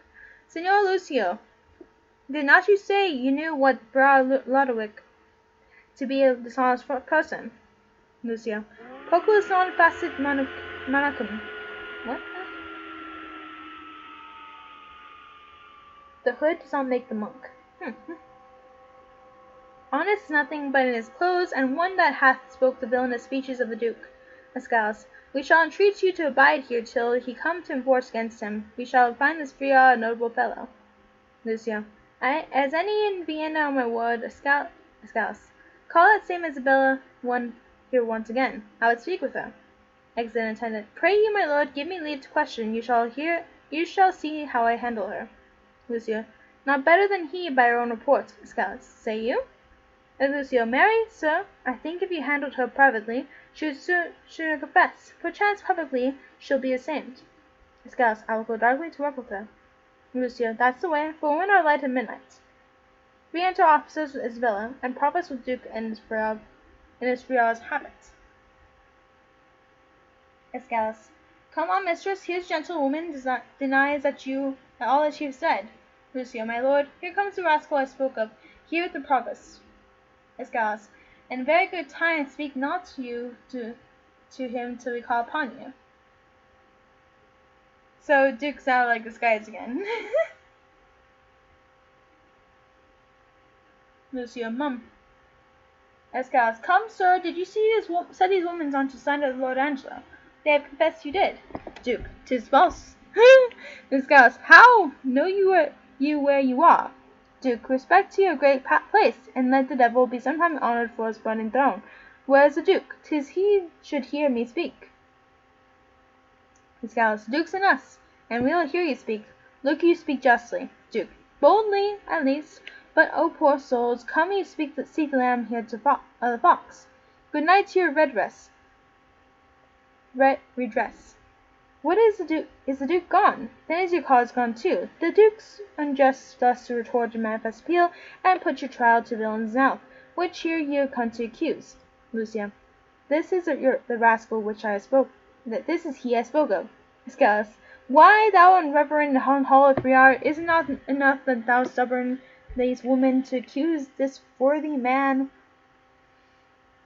The accused worthy man but in foul mouth, and then the witness of proper ear to call him villain, and then in glance from him to the Duke himself to tax with injustice. Take him hence to the rack with him. Well, we'll touse you, joint by joint, but we'll know his purpose, what unjust. Duke, be not so hot. The Duke dare no more stretch this finger of mine than he dare back his own. His subject am I not, nor provincial. My business in the States made me looker on here in Vienna, where I have seen corruption boil and bubble till it overrun the stew. Laws for all faults, but faults so countenanced in the strong state statutes stand like the four gates of a shop, as much in mock as mock.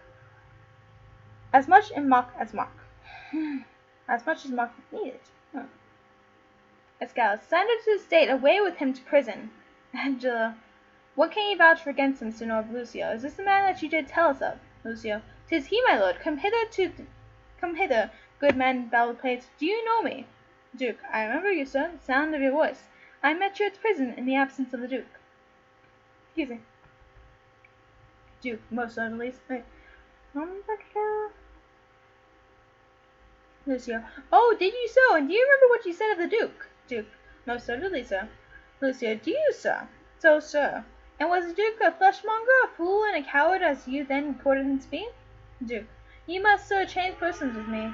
Ere you make my reports, you indeed spoke so of him, and much more, much worse. Lucio, oh, thou damnable fool, did I not pluck thee by thy nose for thy speeches?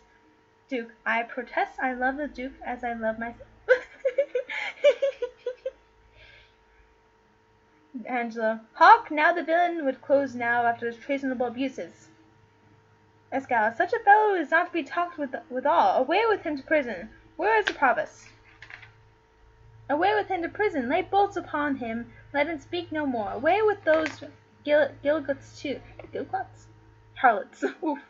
And with other Confederate companion. Duke, to Provost. Stay, sir. Stay a while. Angela, what resists he? Help him, Lucio.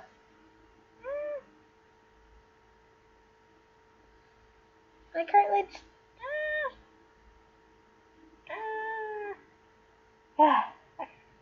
Good? You good? Are you back to normal? Okay. I hate when it moves. My nose.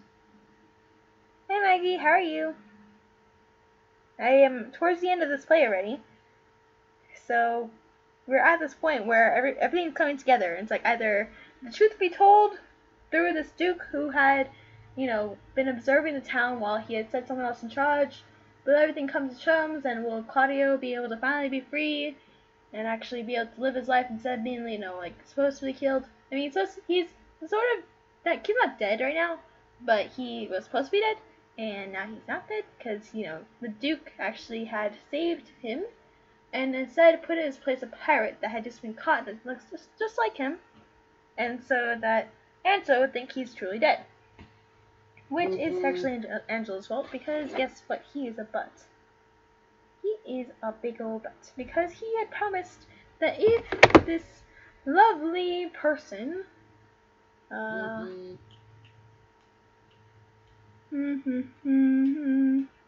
Isabella, would lay with him, then he would let her go.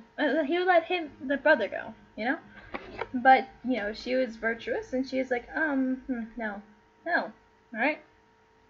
And so she and the Duke confided in each other, and so they went to Marina, who was supposed to be betrothed to Angela in the first place, but, after 5 years of, not doing anything, she finally helped, and so Angela actually slept with Marina instead of Isabella.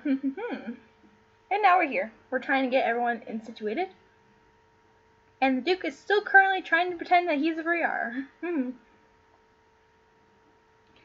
Duke: to Robert, say sir, say well. Angela: what resists he? Help him, Lucio. Lucio: come sir, come sir, come sir. Foh, sir, why you bald-pated lying rascal, you must be hooded, must you? Show your knaves visage with a pox to you. Show your sheeping biting face with a be hanging with an hour. Will not off. Pulls off the Friar's hood, and discovers the Duke. Duke: thou art the first knave that ever made us a duke. First, provost, let me bail these gentle three. To Lucio: seek not away, sir, for the Friar and you must have a word anon. Lay hold on him. Lucio: this may prove worse than hanging. Duke: to Aeschylus: what have you upspoke I pardon. Sit you down. Will borrow a place to him. To Angela: sir, by your leave, hast thou a word or wit or imprudence that yet can do thee office? If thou hast, rely upon it, and my tale be heard, and hold no longer out. Angela: oh, my dread lord, I should be guiltier than my guiltiness to think I am undiscernible, when I perceive your great power divine hath looked upon my passes. Then, good prince, no longer session hold upon my shame, but let my trial be mine own confess. Immediate sentence, and then, and sequent death, is all grace I beg. Oh no, I hope it gets better. Duke: come hither, Marina. Say, wast thou ever contracted with this woman? Angela: I was, my lord. Duke: go take her hence, and marry her instantly. Do the office Friar, which consummates, return him here again. Go with him, provost. Exit Angela, Marina, and Prior and provost. Dang, so he's gonna be forced to marry her now. And it's like, you're going now to marry this person. Aeschylus: my lord, I am more amazed at his honor than at the strangeness of it. Duke: come hither, Isabel. He's just ignoring Aeschylus. He's like, Come hither, Isabel. Your Friar is now your prince, as I was then, advertising and wholly to your business, not changing hot with habit, and I am still attorney at your service. Isabella: oh, give me pardon, that I, your vassal, have employed and pained your unknown sovereignty.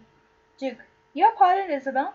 And now, dear maid, be you as free to us. Your brother's death, I know, sits to your heart, and you may marvel why I obscured myself labouring to save his life, and would not rather make rash remonstrance of my hidden power than let him be lost.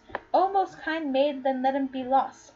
No, that it was such celerity of his death, which I did think with his slower foot come on, that brain I pushed purpose. But peace be with him, that life is better life, past fearing death, than that which leaves to fear maketh your comfort. So happy is your brother. Isabella: I too, my lord. Re-enter Angelo, Marina, Peter, and Provost. Duke: for this new married man approaching here, for whose salt imagination yet hath wronged your well-defended honor, you must pardon for Marina's sake. But as he had judged your brother, being criminal and double violation of sacred chastity of promise breach, thereon dependent of your brother's life, the very mercy of his law cries out, most audible, even from his proper tongue, and Angelo for Claudio, death for death. Haste still pays haste, and leisure answer leisures. Like doth quit like, and measure for still for measure. Measure for measure. Then Angelo, thy faults thus manifested, which thou wouldst not denies the advantage, which do condemn thee to look the very block with Claudio stoops death, and with like haste. Away with him! Marina. Oh, my gracious lord, I hope you will not mock me with a husband. Duke. It is your husband mocked you with a husband, consenting you to the safeguard of your honour. I thought your marriage fit. This imputation, for that he knew you, might reproach your life and choke your good to come. For his possessions, although by confiscation they are ours, we do in state and widow with you withal, to buy you a better husband. Marina. Oh, my dear lord, I crave no other, nor no better man. Do you? You could have anyone else. Duke. Never crave him. We are definitive. Marina. Gentle, my liege. Kneeling. Duke. You do not lose your labour, but your labour. Away with him to death. To Lucio. Now, sir, with you. To you. Marina. Oh, my good lord, sweet Isabel, take my part, lend me your knees, and all my life to come I'll lend you all my life to do your service. Duke. Against all sense you do importune her. Should she kneel down in mercy of this fact, her brother's ghost as he paved bed would break, and take her hence in horror. Marina. Isabel. Sweet Isabel, do yet but kneel by me, hold up your hands, say nothing, I'll speak all they say. Best men are moulded out of faults, and from the most become much more the better for being a little bad. And so my husband. Oh, Isabel, will you not let the knee? Duke. He dies for Claudio's death. Isabella. Most bounteous sir. Kneeling. Look, if it please you, I was man condemned, as if my brother lived. I partly think a due sincerity governed his deeds, till he didn't look on me. Since it is so, let him not die. My brother had just. I am almost done. I have 2 pages. It's a big book. Yeah, I have 2 pages. 2 pages.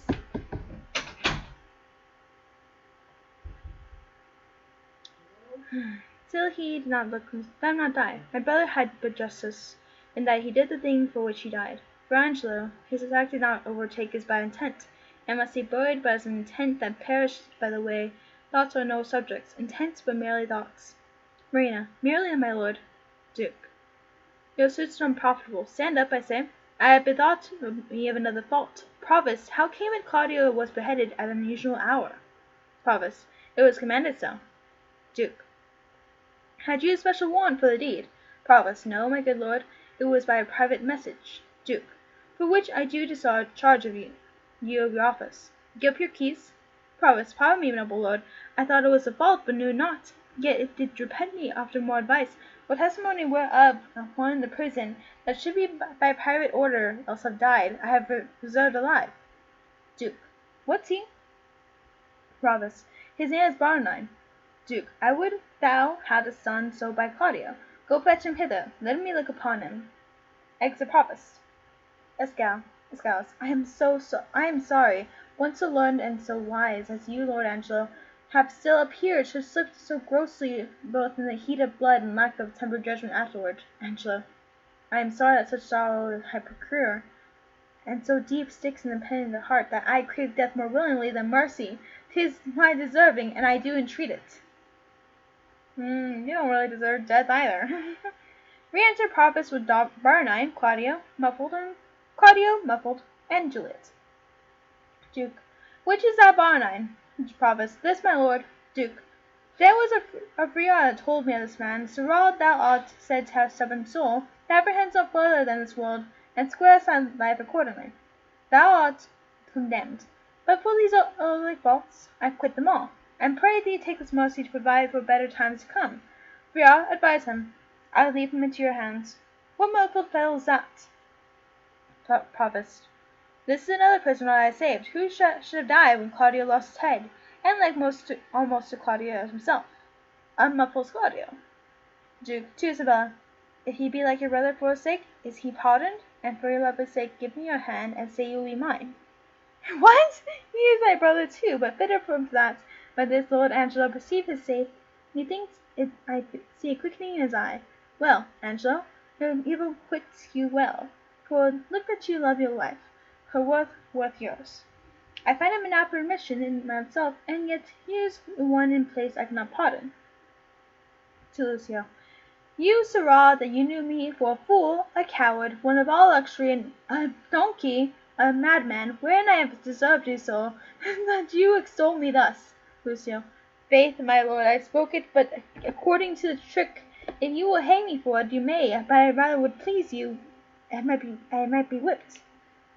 Duke. Whipped first, sir, then hanged after. Proclaim it, provost, round about the city. Is any woman wronged by this fellow?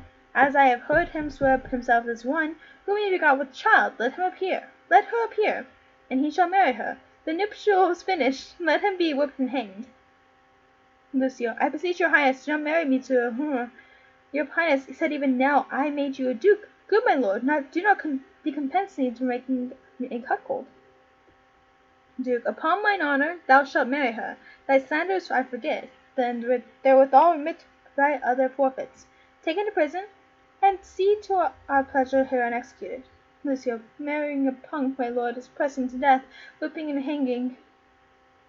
Duke. Slandering a prince deserve it. Excellent officers, Lucio. So, marriage is worse than death. Great.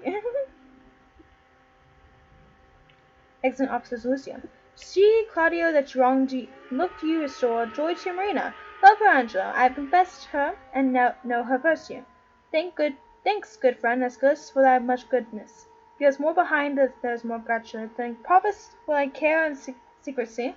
For we shall employ thee in the worthier place. Forgive him, Angelo, that brought you home. The head of the Ragazoin for Claudio's offence pardons itself. Dear Isabel, I have a motion which imports your gods. You're good. Whereto you are willing, you're inclined. What's mine is yours, and what's yours is mine. So bring us to our place, where we all shall show what's yet behind, that meets you all should know.